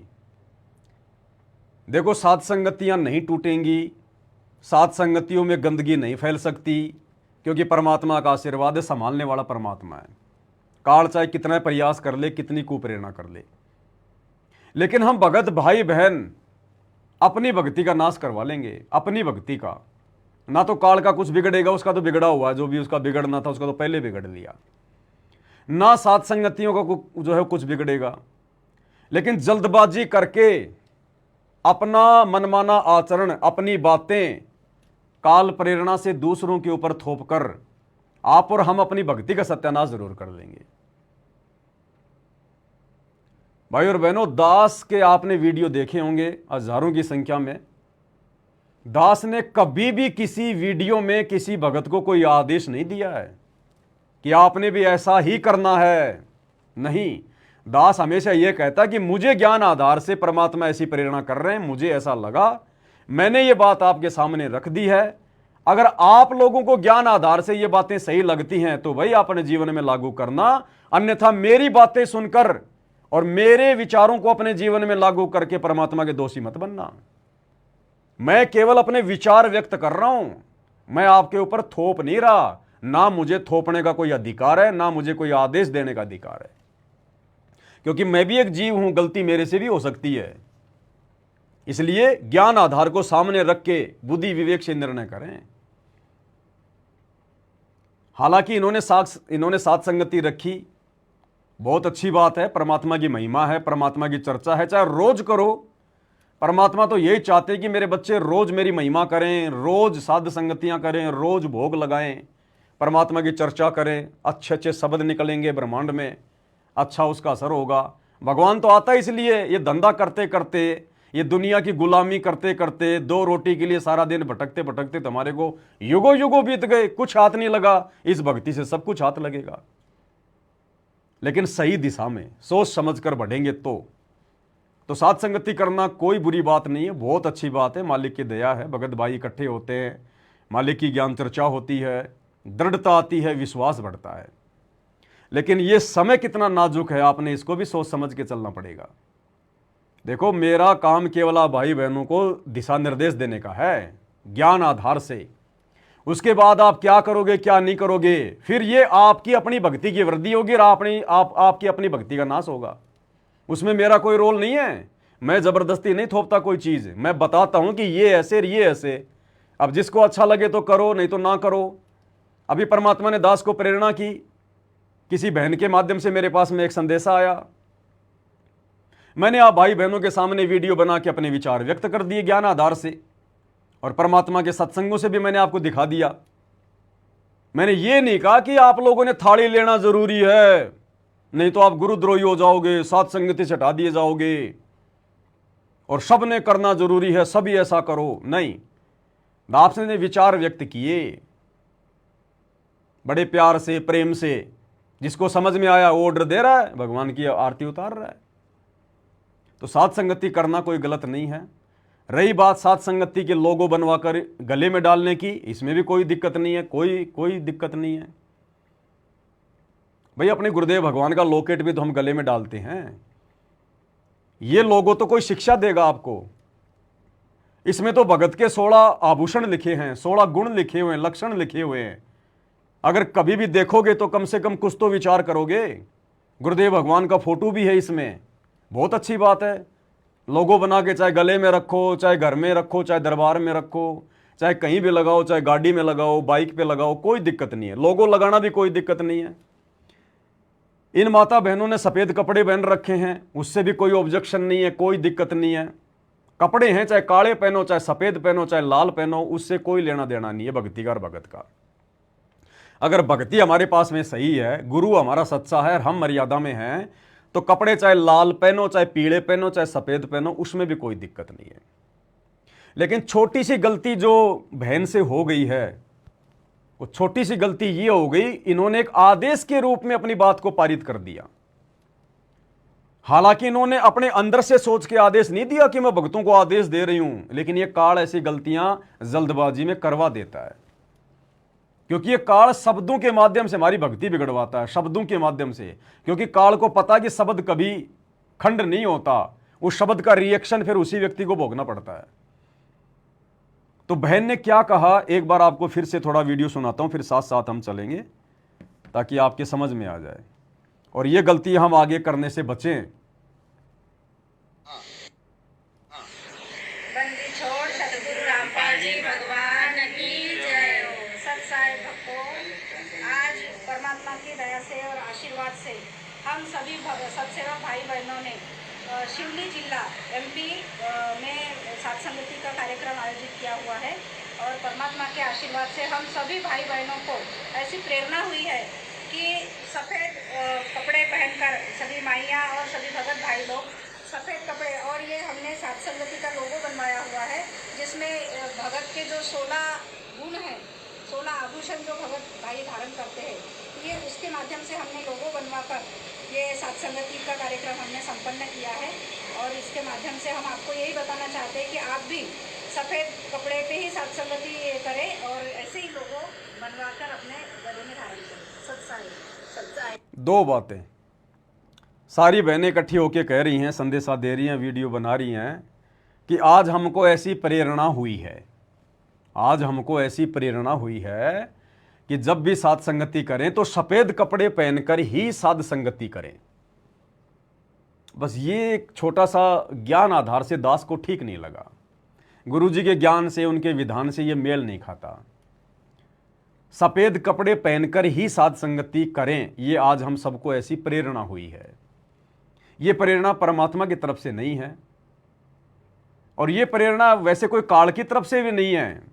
देखो, जो भी बहनें हैं मेरी, उनको निराश होने की ज़रूरत नहीं है, निराश होने की ज़रूरत नहीं है, क्योंकि परमात्मा ने आपके भाई को खड़ा कर रखा है। ऐसी गलतियां मालिक अपनी आत्माओं से नहीं होने देगा। साध संगति में जो आत्मा गुरु को भगवान मान के भक्ति कर रही है ना, काल उनको भ्रमित करने का प्रयास तो करेगा, मुझे भी करता है, ऐसी बात नहीं है, आपको भी करेगा, सबको करेगा, वो अपना चक्कर चलाएगा। लेकिन अगर आत्मा के अंदर दोष नहीं है, अगर उसके अंदर से भाव सही है, भले उसके मुंह से शब्द निकल जाए, लेकिन अंदर से यदि उसके मन में कोई दोष नहीं है तो परमात्मा उसको नीचे नहीं करने देगा। तो जो बहन बोल रही है, इसके मन में ऐसा कोई दोष नहीं है, ऐसा कोई भाव नहीं है कि भाई कोई अगर सफ़ेद कपड़े नहीं पहनेगा तो हम वहाँ साध संगति में नहीं जाएंगे, या सफ़ेद कपड़ों के अलावा साध संगति नहीं हो पाएगी, ऐसा कुछ नहीं है। लेकिन बस वो जल्दबाजी में काल ने शब्द निकलवा दिए, और वो काल तो फिर शब्दों से पकड़ता है।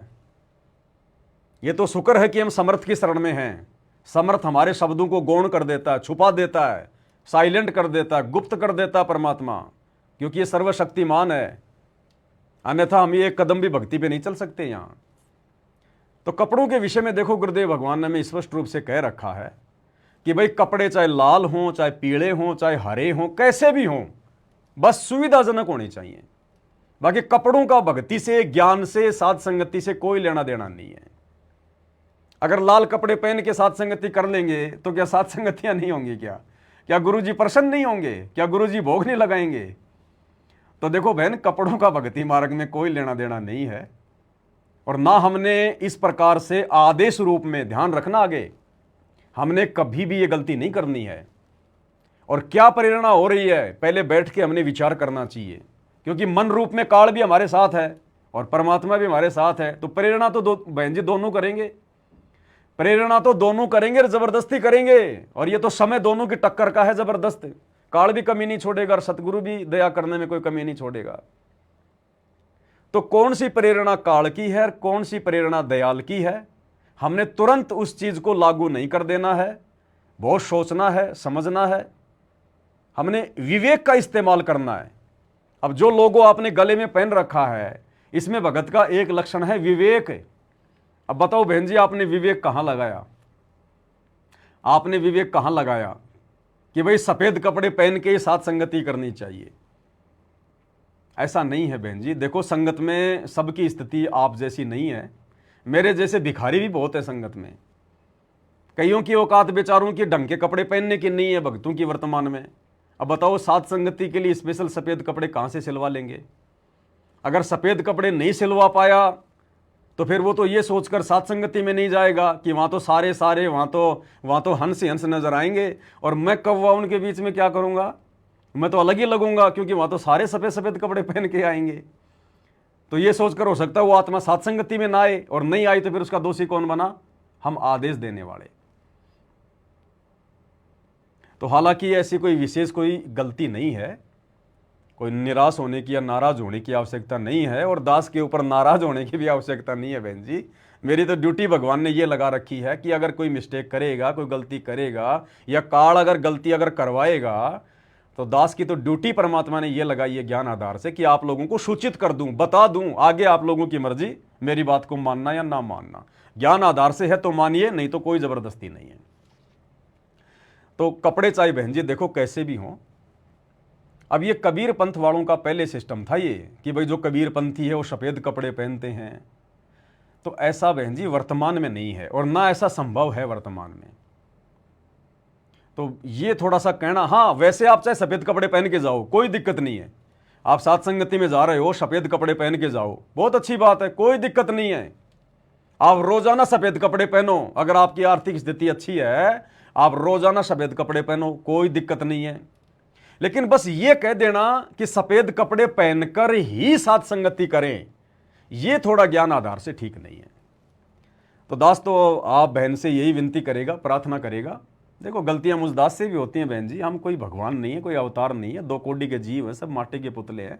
गलतियां सबसे होती हैं, किसी से भी हो सकती हैं, और गलती हो जाए तो फिर, और जब उसका खुलासा हो जाए तो फिर हमने अपने आप को छोटा महसूस भी नहीं करना। गलती भी इंसान से होती है, इंसान गलतियों का पुतला भाई। जिस दिन हम गलतियां करना छोड़ देंगे उस दिन हम फिर भगवान के बराबर हो जाएंगे, यानी हम जीव से फिर बल्कि पीयू बनने की दिशा में चले जाएंगे। जब गलती करना छोड़ देंगे तो फिर सतगुरु यहां रखेगा ही नहीं, उठा के ले जाएगा सतलोक में। तो हमने आदेश रूप में इस प्रकार से कोई भी ऐसी बात संगत में सार्वजनिक नहीं करनी है। एक बार छोटा सा अपने छोटे भाई से सलाह कर लेती, भाई फ़ोन कर लेती कि भगत जी मेरे को ऐसी प्रेरणा हुई है, आप बताओ ज्ञान आधार से क्या उचित है, ये प्रेरणा परमात्मा की है या फिर मेरे अपने कोई अपने विचार हैं। तो दास बता देता बहन जी।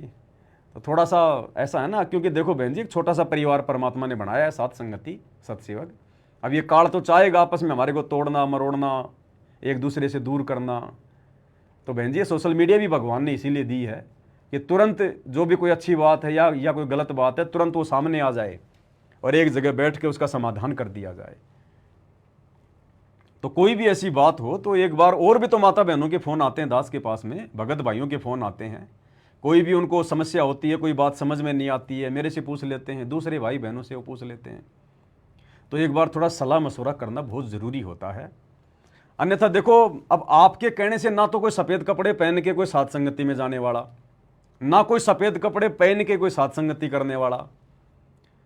तो एक तो हमारे वचन फैल हो गए क्योंकि हमारी बात को किसी ने माना नहीं, ठीक है। दूसरा, काल ने हमको दोषी बना दिया आदेश दिलवा कर गुरु जी के ज्ञान के विरुद्ध। तो हर प्रकार से फिर हम नीचे गिरते चले जाएंगे। ये पंचर ऐसे ही होता है भक्ति में, हमें पता भी नहीं चलता। अब आपने तो जोश में आके बोल दिए सारी बातें, आपको तो लगा कि बिल्कुल सही कही है मैंने, लेकिन अब आपको क्या महसूस हो रहा है जरा देखो। अब दास जब लाइव आया है, ये बातें बता रहा है, तो अब आपको महसूस भी हो रहा होगा कि हाँ उस समय थोड़ा जोश में आ गई थी मैं। तो थोड़ा सा ये जो लोगो है ना, लोगो, इसके ऊपर 16 जो भगत के लक्षण है ना, पहले बहन जी हम अपने ऊपर धारण करें, पहले हम उनके ऊपर चलना सीखें। हमारे अंदर वो धीरज होना चाहिए, धैर्यता होनी चाहिए, बुद्धि विवेक का इस्तेमाल होना चाहिए। अभी एक प्रकार से मनमान आचरण हो गया, एक दूसरे के ऊपर थोपने वाली बात हो गई कि भाई सफ़ेद कपड़े पहनकर ही साथ संगति करें। तो कोई गरीब परिवार है, बेचारा गरीब भगत है, और वो साथ संगति करना चाहता है, और उसके परिवार में 8-10 मान लीजिए 2-4 बच्चे हैं, उसकी माँ है, उसका बाप है, उसकी पत्नी है। अब बताओ इतने आदमियों के लिए सफ़ेद कपड़े बेचारा कैसे सिलवाएगा, जो बड़ी मुश्किल से 2 टाइम की रोजी रोटी का जुगाड़ करता है। और फिर हर भक्तों ने सफ़ेद कपड़े सिलवाने पड़ेंगे। अब फिर ये एक प्रकार से फिर ये मनमाना आचरण हो गया, फिर हमारा गुरु नाराज होगा। तो बहन जी हम बिल्कुल, क्योंकि ये सहज मार्ग बताया ना गुरुदेव ने, सहज मार्ग, कपड़े का कोई रोल नहीं है। कितनी बार बताया गुरु जी ने, कपड़े का कोई रोल नहीं है। चाहे लाल कपड़े पहनो, चाहे पीले पहनो, चाहे सफ़ेद पहनो, कुछ भी पहनो। हाँ, दाढ़ी और मूछ भगत के रूप में, संत रूप में दाढ़ी और मूछें रखना बड़ी बड़ी, ये परमात्मा ने मना किया है। बाकी कपड़े चाहे कैसे पहनो, साफ सुथरे कपड़े हों, सुविधाजनक ढीले ढाले कपड़े होने चाहिए। अब देखो एक छोटी सी बात और बताता हूं अब आपको। अब ये हमारी बहन है, देखो ये कौन सी बहन है, ये वाली बहन है हमारी, जिन्होंने ये संदेशा जो ये दिया था भक्तों को कि भाई सफ़ेद कपड़े पहनकर ही साथ संगति करें। अब ज्ञान आधार से अगर हम विचार करें तो गुरुदेव भगवान हमें सत्संगों में भी कहते हैं और वैसे भी आश्रम में परमात्मा माता बहनों को खूब टोका करते थे कि भाई आपने ये यहाँ तक के ब्लाउज वगैरह नहीं पहनने, ये प्रदर्शन नहीं करना हमने बिल्कुल भी। आपकी चाहे प्रदर्शन करने की इच्छा है या नहीं है, लेकिन अगर हम संगत हैं, सतगुरु के बच्चे हैं, तो माता बहनों ने यहां तक के ब्लाउज वगैरह नहीं पहनने। बाजू परमात्मा ने बताई आपकी कोहनी से नीचे तक होनी चाहिए, कोहनी से नीचे तक की आपकी बाजू होनी चाहिए, ब्लाउज की या आपके कुर्ते की या जो भी माता बहनें अपने शरीर के ऊपर जो भी कुछ धारण करती हैं उसकी बाजुएं ढीली ढाली होनी चाहिए और वो कोहनी से नीचे तक होनी चाहिए। ये है एक सभ्य माता बहन के लक्षण है, सतगुरु की प्यारी आत्मा के लक्षण है। अब इस आधार से देखें तो देखो बहन ने तो बिल्कुल टाइट वाला पहन रखा है ब्लाउज और कोहनी से ऊपर तक पहन रखा है, जैसे पहले माता बहनें जिनको ज्ञान नहीं होता था वो पहना करती थी। और फिर देखो आप सात संगति का लोगो डाल के गले में और दूसरों को फिर आप शिक्षा दे रही हो। तो बहन जी थोड़ा हम विचार करें ज्ञान आधार से, हम कहाँ हैं और दूसरों को हम क्या शिक्षा दे रहे हैं, पहले उन चीज़ों को हम अपने ऊपर लागू करें। अब बहुत सारी बातें बहन, अब जैसे परमात्मा ने 5 दीपक वाली थाली के साथ में भक्तों से अपनी आरती उतरवाना शुरू किया है, तो देखो ये ऑटोमेटिक अंदर से परमात्मा प्रेरणा करेगा, लेकिन फिर हमने उन पे विचार भी करना पड़ेगा। अब दास शुरू से ही परमात्मा की जो आरती करता है, जब से परमात्मा ने ये आरती वाली जो थाली वाला जो शुरू करवाया है, 5 दीपक वाली आरती से थाली उतारना, दास ने कभी भी कोई टी शर्ट नहीं पहनी, हाफ बाजू की कोई शर्ट नहीं पहनी, जबकि दास तो वैसे भी ढीला ढाला ही पहनता है। एक दिन एक भगत हाफ बाजू की शर्ट पहन के, या एक भगत का वीडियो आया वो हाफ बाजू की टी शर्ट पहन के आरती कर रहा था। मैंने उस वीडियो को देखा, तुरंत मेरे अंदर से प्रेरणा हुई, मुझे परमात्मा ने आदेश दिया कि बेटा संगत में वीडियो बना और भाई बहनों को समझा, तुम भगत हो, भगत परमात्मा के बच्चे हो, तुम सभ्य। जब भी आप अपने गुरुदेव भगवान की आरती उतारो, फुल बाजू की शर्ट होनी चाहिए और ढीली ढाली होनी चाहिए, टाइट नहीं होनी चाहिए बिल्कुल भी।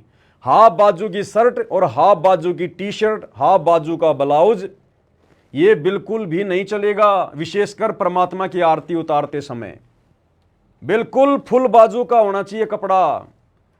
माता बहनें अगर अपना कोई कुर्ता वगैरह पहनती हैं तो कोहनी से नीचे तक उसकी बाजू होनी चाहिए, सर पे उसके कोई कपड़ा होना चाहिए, कोई चुन्नी वगैरह, कोई ओढ़नी वगैरह वो होनी चाहिए।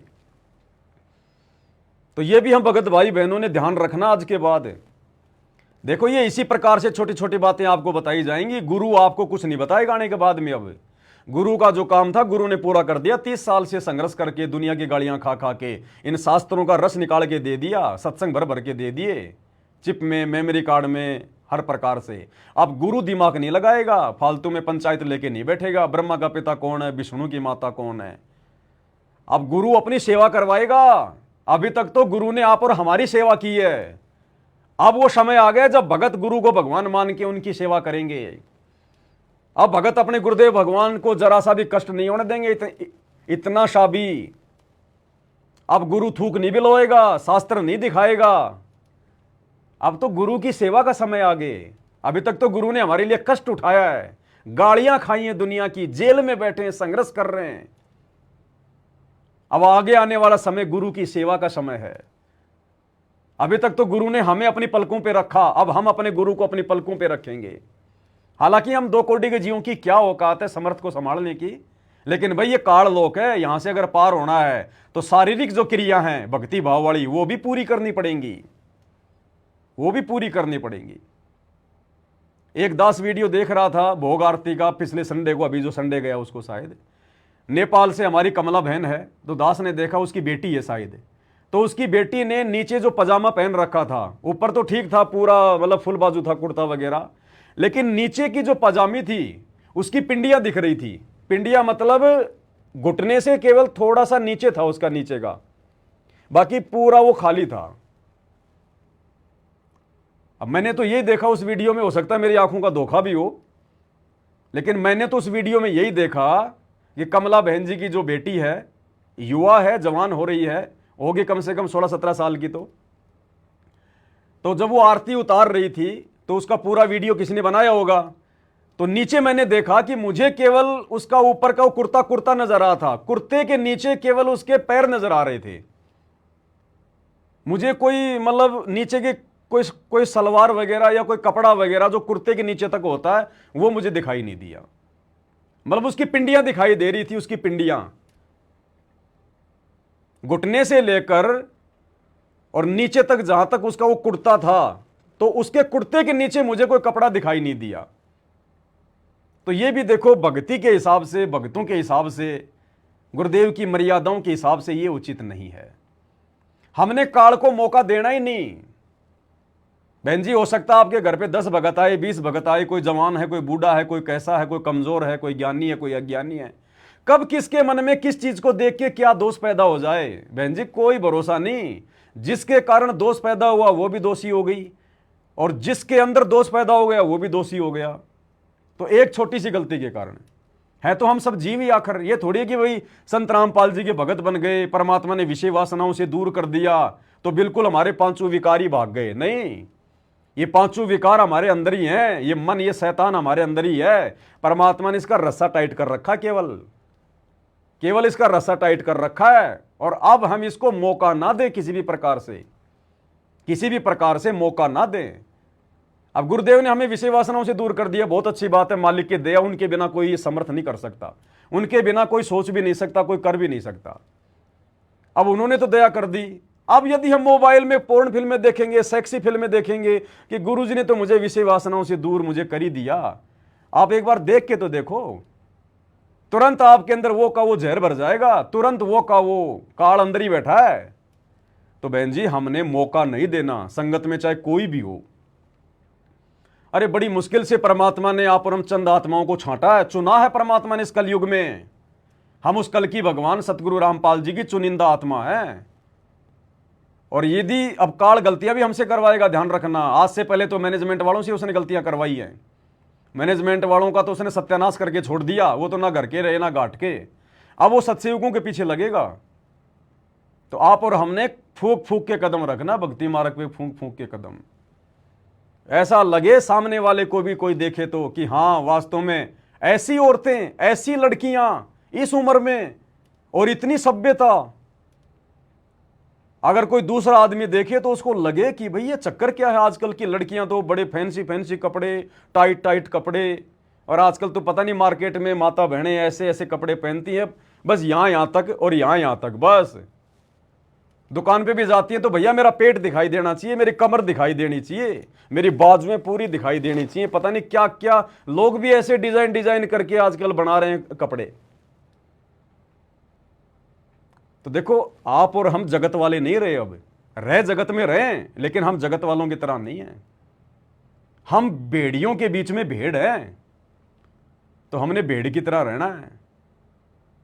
और वैसे भी परमात्मा ने बताया भाई, माता बहनों की जो इज्जत है उनके कपड़े हैं, लोकलाज जो बोलते हैं, जो उनकी जो शर्म होती है वही उनका गहना होता है।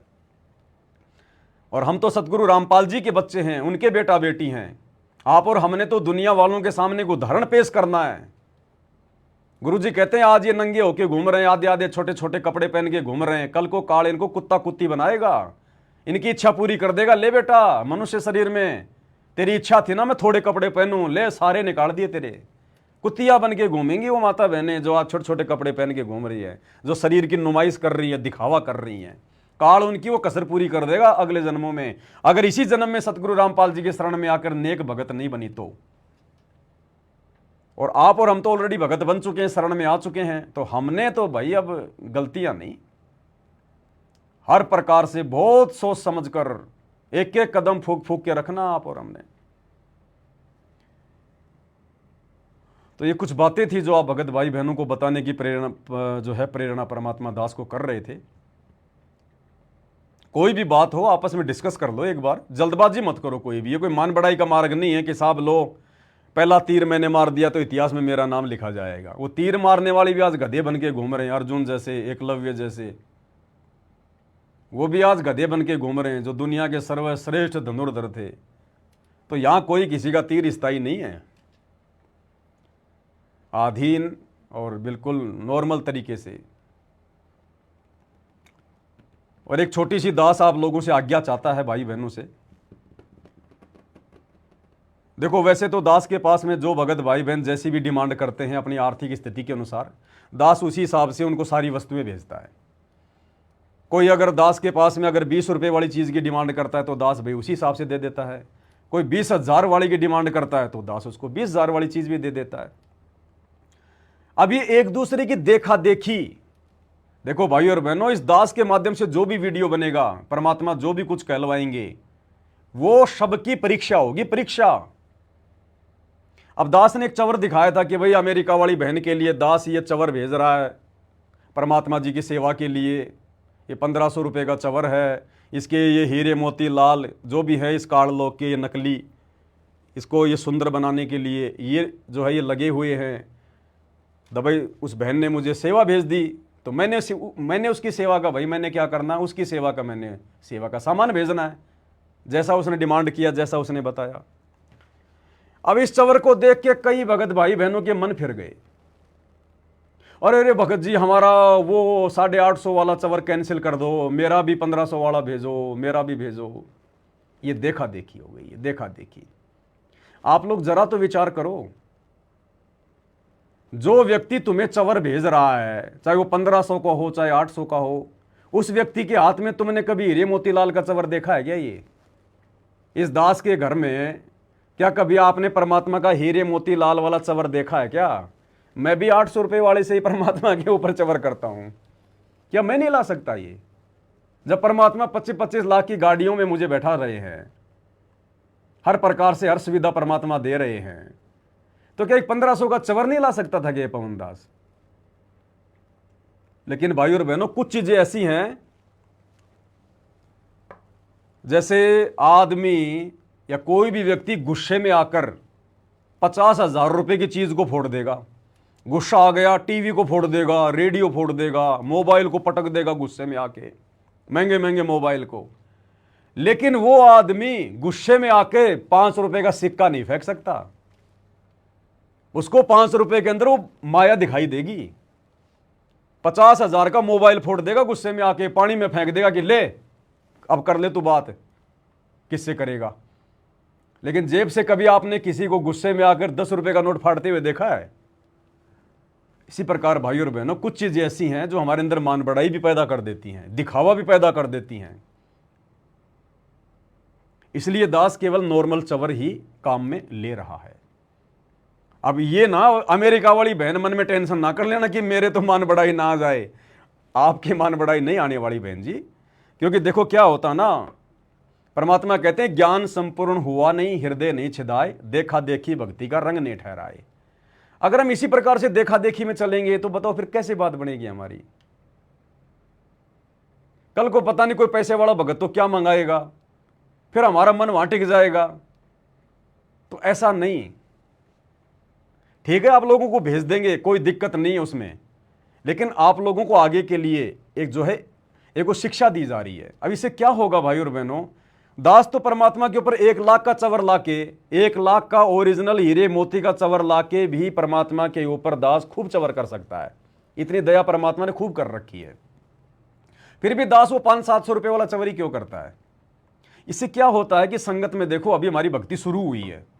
आने वाले समय में तो परमात्मा सबको सेठ बनाएगा, भक्ति का भी बनाएगा और संसार का भी बनाएगा, क्योंकि हम सावड़सा सेठ के बच्चे हैं, जगत सेठ के बच्चे हैं। लेकिन अभी हमारी भक्ति उतनी है ही नहीं, विश्वास हमें उतना हो नहीं पा रहा, सुमरण उतना हम जो है कर नहीं पा रहे। तो परमात्मा तो भक्ति से दया करेगा।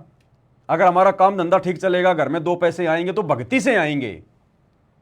जब हमारे पुण्य बढ़ेंगे तो हर प्रकार से परमात्मा हमें सांसारिक भौतिक की सुविधा भी देगा। तो अभी मान लो मैं ये करने लग जाऊं, ये हीरे मोती लाल वाला, तो इसको देख के हो सकता है बहुत सारी आत्माओं के मन में थोड़ी सी निराशा वाली भावना भी आ जाएगी कि ये परमात्मा देखो, हम भी आप ही के बच्चे हैं, ये परमात्मा हमारे घर में तो देखो ये 500 वाला 800 वाला चवर चल रहा है, ये परमात्मा हम पे कब दया करोगे, फलाना दिखना, मन में थोड़े से भाव आ जाते हैं। और ये दास नहीं चाहता कि कोई भी भगत भाई बहन अपने मन में इस प्रकार से निराश भाव प्रकट करे, बिल्कुल नहीं। इसलिए दास आप लोगों से विनती करता है, प्रार्थना करता है। मैंने दिखाया तो इसलिए था कि हमारे परमात्मा कोई सामान्य चीज थोड़ी है। ये तो 1500 का, अगर 15 लाख का चवर भी कहीं मिले तो हम अपने भगवान के ऊपर श्रद्धा भाव से करने के लिए वो भी लाएंगे, सारे भाई बहन मिलके वो भी लाएंगे हम। तो दास ने तो केवल श्रद्धा भाव से, कोई मान बढ़ाई के लिए नहीं। उस बहन ने मेरे से डिमांड नहीं करी कि भगत जी आप मेरे को हीरे मोती लाल वाला भेजो, नहीं। मेरे अंदर परमात्मा ने प्रेरणा कर दी कि भाई देखो, अब वो बहन रहती है वो लंदन में, वो रहती है लंदन में। अब लंदन में बार बार तो सामान जाता नहीं, 10-15 हज़ार तो उसके कोरियर का चार्ज हो जाएगा। इसलिए दास ने उसको ढंका सा कि भाई जल्दी से टूटे ना फूटे ना। अब तुम्हारा 800 वाला अगर साल 2 साल में टूट गया, फूट गया, बाल जड़ गए, तो तुम तो भाई बोल दोगे भगत जी एक और भेज दो, तो यहाँ से 40 रुपये कोरियर के लगेंगे। अब वो बहन कहेगी भगत जी भेजो, उसके तो वही फिर 2-3 हज़ार रुपये फिर एक खाली इसके लगेंगे उसके कोरियर के। इसलिए दास ने उसको डंकी सी वस्तु भेजी थी। कहने का मतलब ये है। अब दास जो आज्ञा भाई बहनों से चाह रहा था, सबसे पहले तो मैं अपने परमात्मा से ही लेता हूँ आज्ञा। और आप लोगों के लिए ये शब्द जो मैं यूज़ कर रहा हूँ, मैं इसलिए कर रहा हूँ भाई और बहनों, क्योंकि मैं पवन दास वर्तमान में पूरी तरह से अपने गुरुदेव भगवान के ऊपर आश्रित हूँ। और जब कोई आत्मा अपने गुरु पर आश्रित हो जाती है तो फिर परमात्मा ही फिर देखता है उसका आगे का सिस्टम क्या है, क्या करना है, क्या नहीं करना। तो भगवान ने छोटी मोटी दास को सेवाएं भी दे रखी हैं। उन्हीं सेवाओं के माध्यम से आप भाई बहन जो सेवा भेजते हैं, उससे भाई आपकी सेवा में भी दास लगा रहता है। और दास का जो रोजी रोटी की सेवा है वो भी परमात्मा दास की जो है वो चला रहा है। तो दास के घर में जो भी आइटम है, जो भी साधन है, अपने भगवान कोई फालतू की चीज़ें तो होनी नहीं है। तो जैसे भाई परमात्मा के लिए जो भी आवश्यक वस्तुएं हैं, मालिक का बेड है जो अपन सभी भाई बहन लाई मिलके, परमात्मा के लिए 24 घंटे उनके रूम में जो है वो एसी चलती रहती है, वो भी आप सब भाई बहनों के जो उनके सहयोग से हो रहा है। सब कुछ आप भाई बहनों के सहयोग से हो रहा है, परमात्मा करवा रहा है। तो दास तो केवल ये पूछना चाह रहा था कि भाई अपने परमात्मा के ऊपर, सदगुरु रामपाल जी भगवान के ऊपर अगर ये चवर दास अगर करना शुरू करे, क्योंकि अभी तक तो हम खाली लकड़ी वाला कर रहे हैं, नॉर्मल वाला ही कर रहे हैं।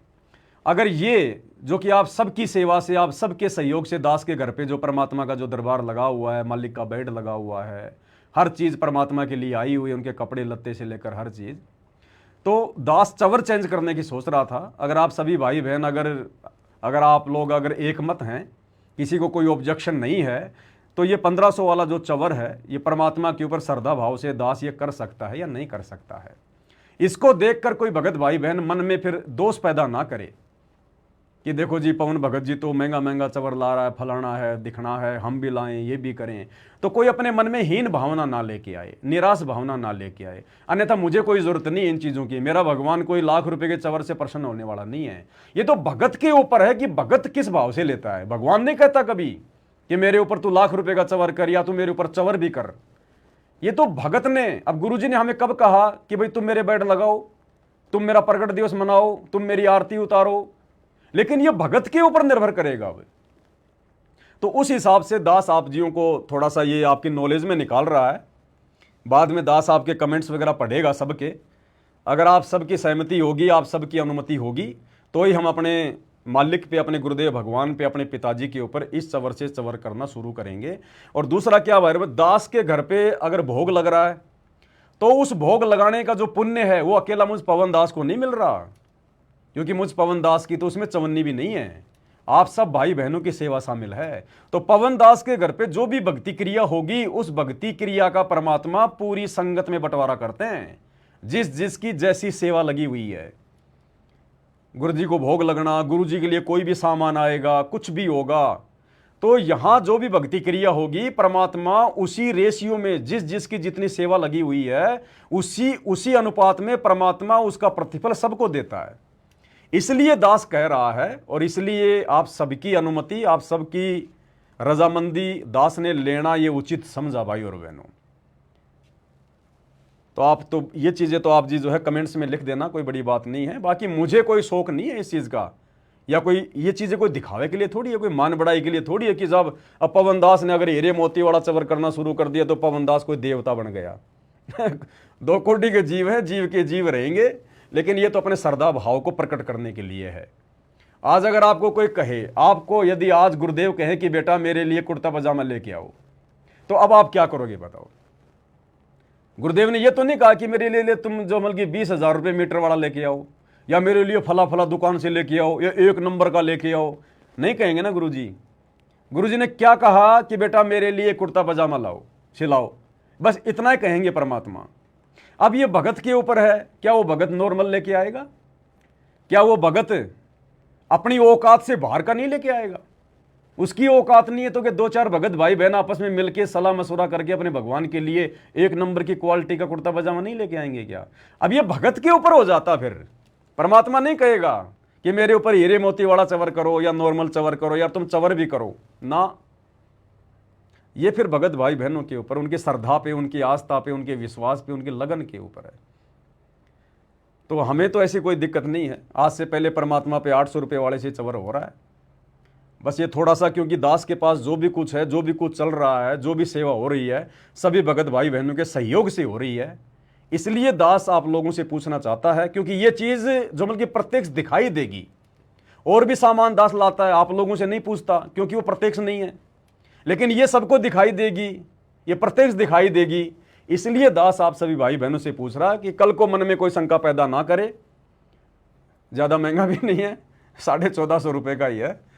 2 तो मेरे को 1500 के मिले थे, फिर मैंने रेट वगैरह ट्राई करी, फिर ये मैंने दिल्ली से मंगवाई हैं, 1450 रुपये का ही है। तो मुझे भी अंदर से प्रेरणा हुई कि भाई भगवान है, भाई परमात्मा है, क्या हमारी इतनी भी औकात नहीं है क्या कि एक थोड़ा ढंग का सा चवर भी अपने भगवान के ऊपर लगाएं? इसलिए दास ने आप सभी भगत भाई बहनों से पूछ लिया। हालांकि जिनको मंगवाने हैं, जिनको चाहिए, वो मंगवा सकते हैं, कोई दिक्कत नहीं है। और जिसके घर पे जैसा चला गया, करो मालिक की सेवा, कोई दिक्कत नहीं है।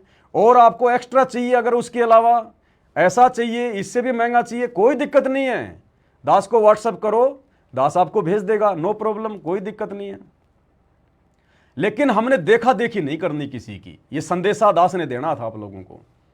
क्योंकि जैसे मैंने परसों लाइव में दिखाया ये वाला चवर, तो कईयों के आ गए ऑर्डर, भगत जी मुझे भी भेजो, मुझे भी भेजो, मुझे भी भेजो। हालांकि सबको भेजेंगे, कोई दिक्कत नहीं है, लेकिन एक देखा देखी के हिसाब से ऑर्डर नहीं करना।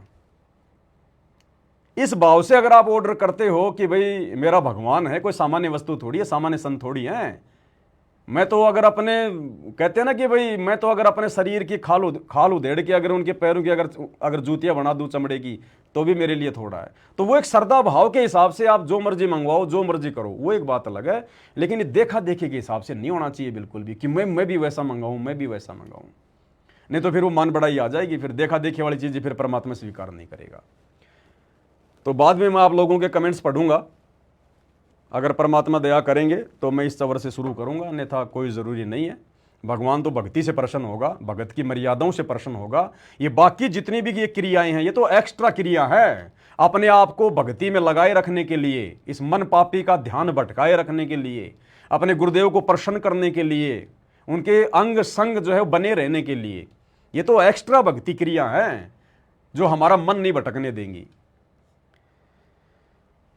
तो बस यही थी। और बाकी पार्सल वगैरह धीरे धीरे सभी भगत भाई बहनों के लग रहे हैं, थोड़े दिनों में सबके लग जाएंगे। बाकी रोज़ाना नए नए जो आ रहे हैं एड्रेस, उन सबको भी धीरे धीरे इसी प्रकार से भेजेंगे। और मेन चीज़ अपनी भक्ति है भाई और बहनों, मेन चीज़ अपनी भक्ति।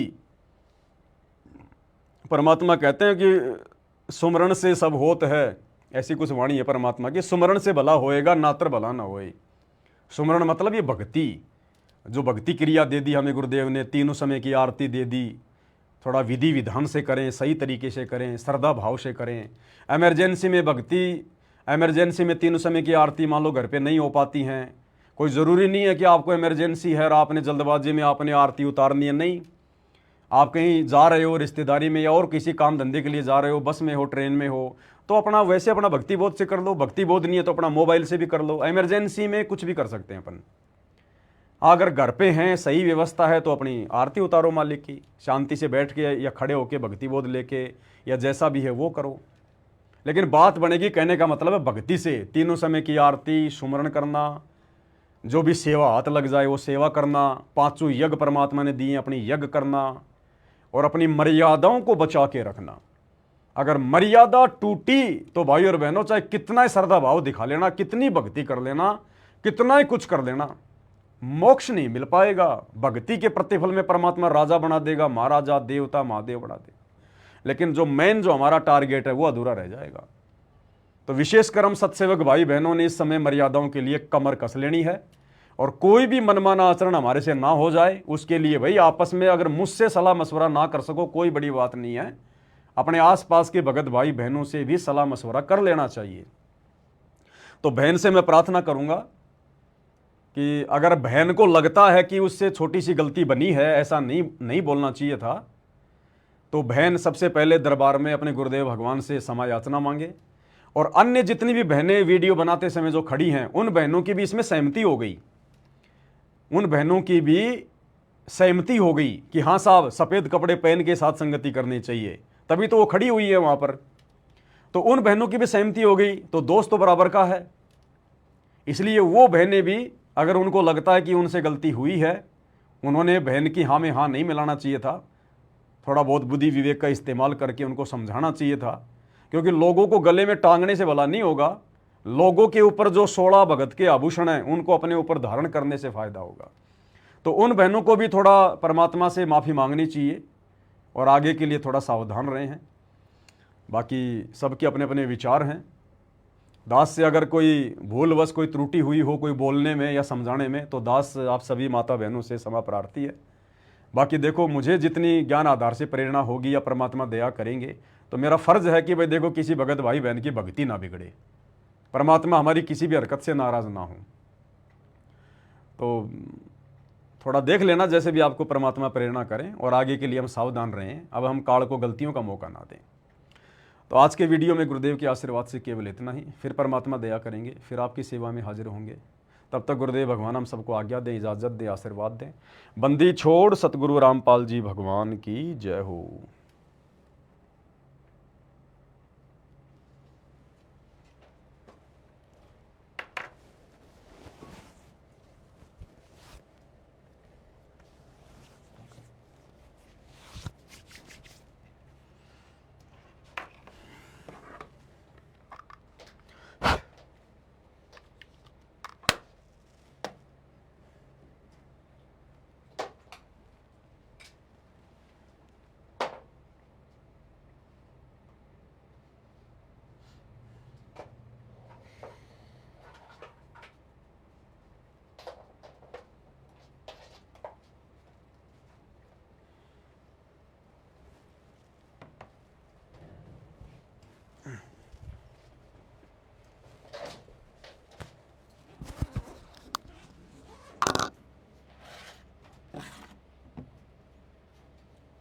इसका ग्रीन स्क्रीन बना के डाल देना मोबाइल।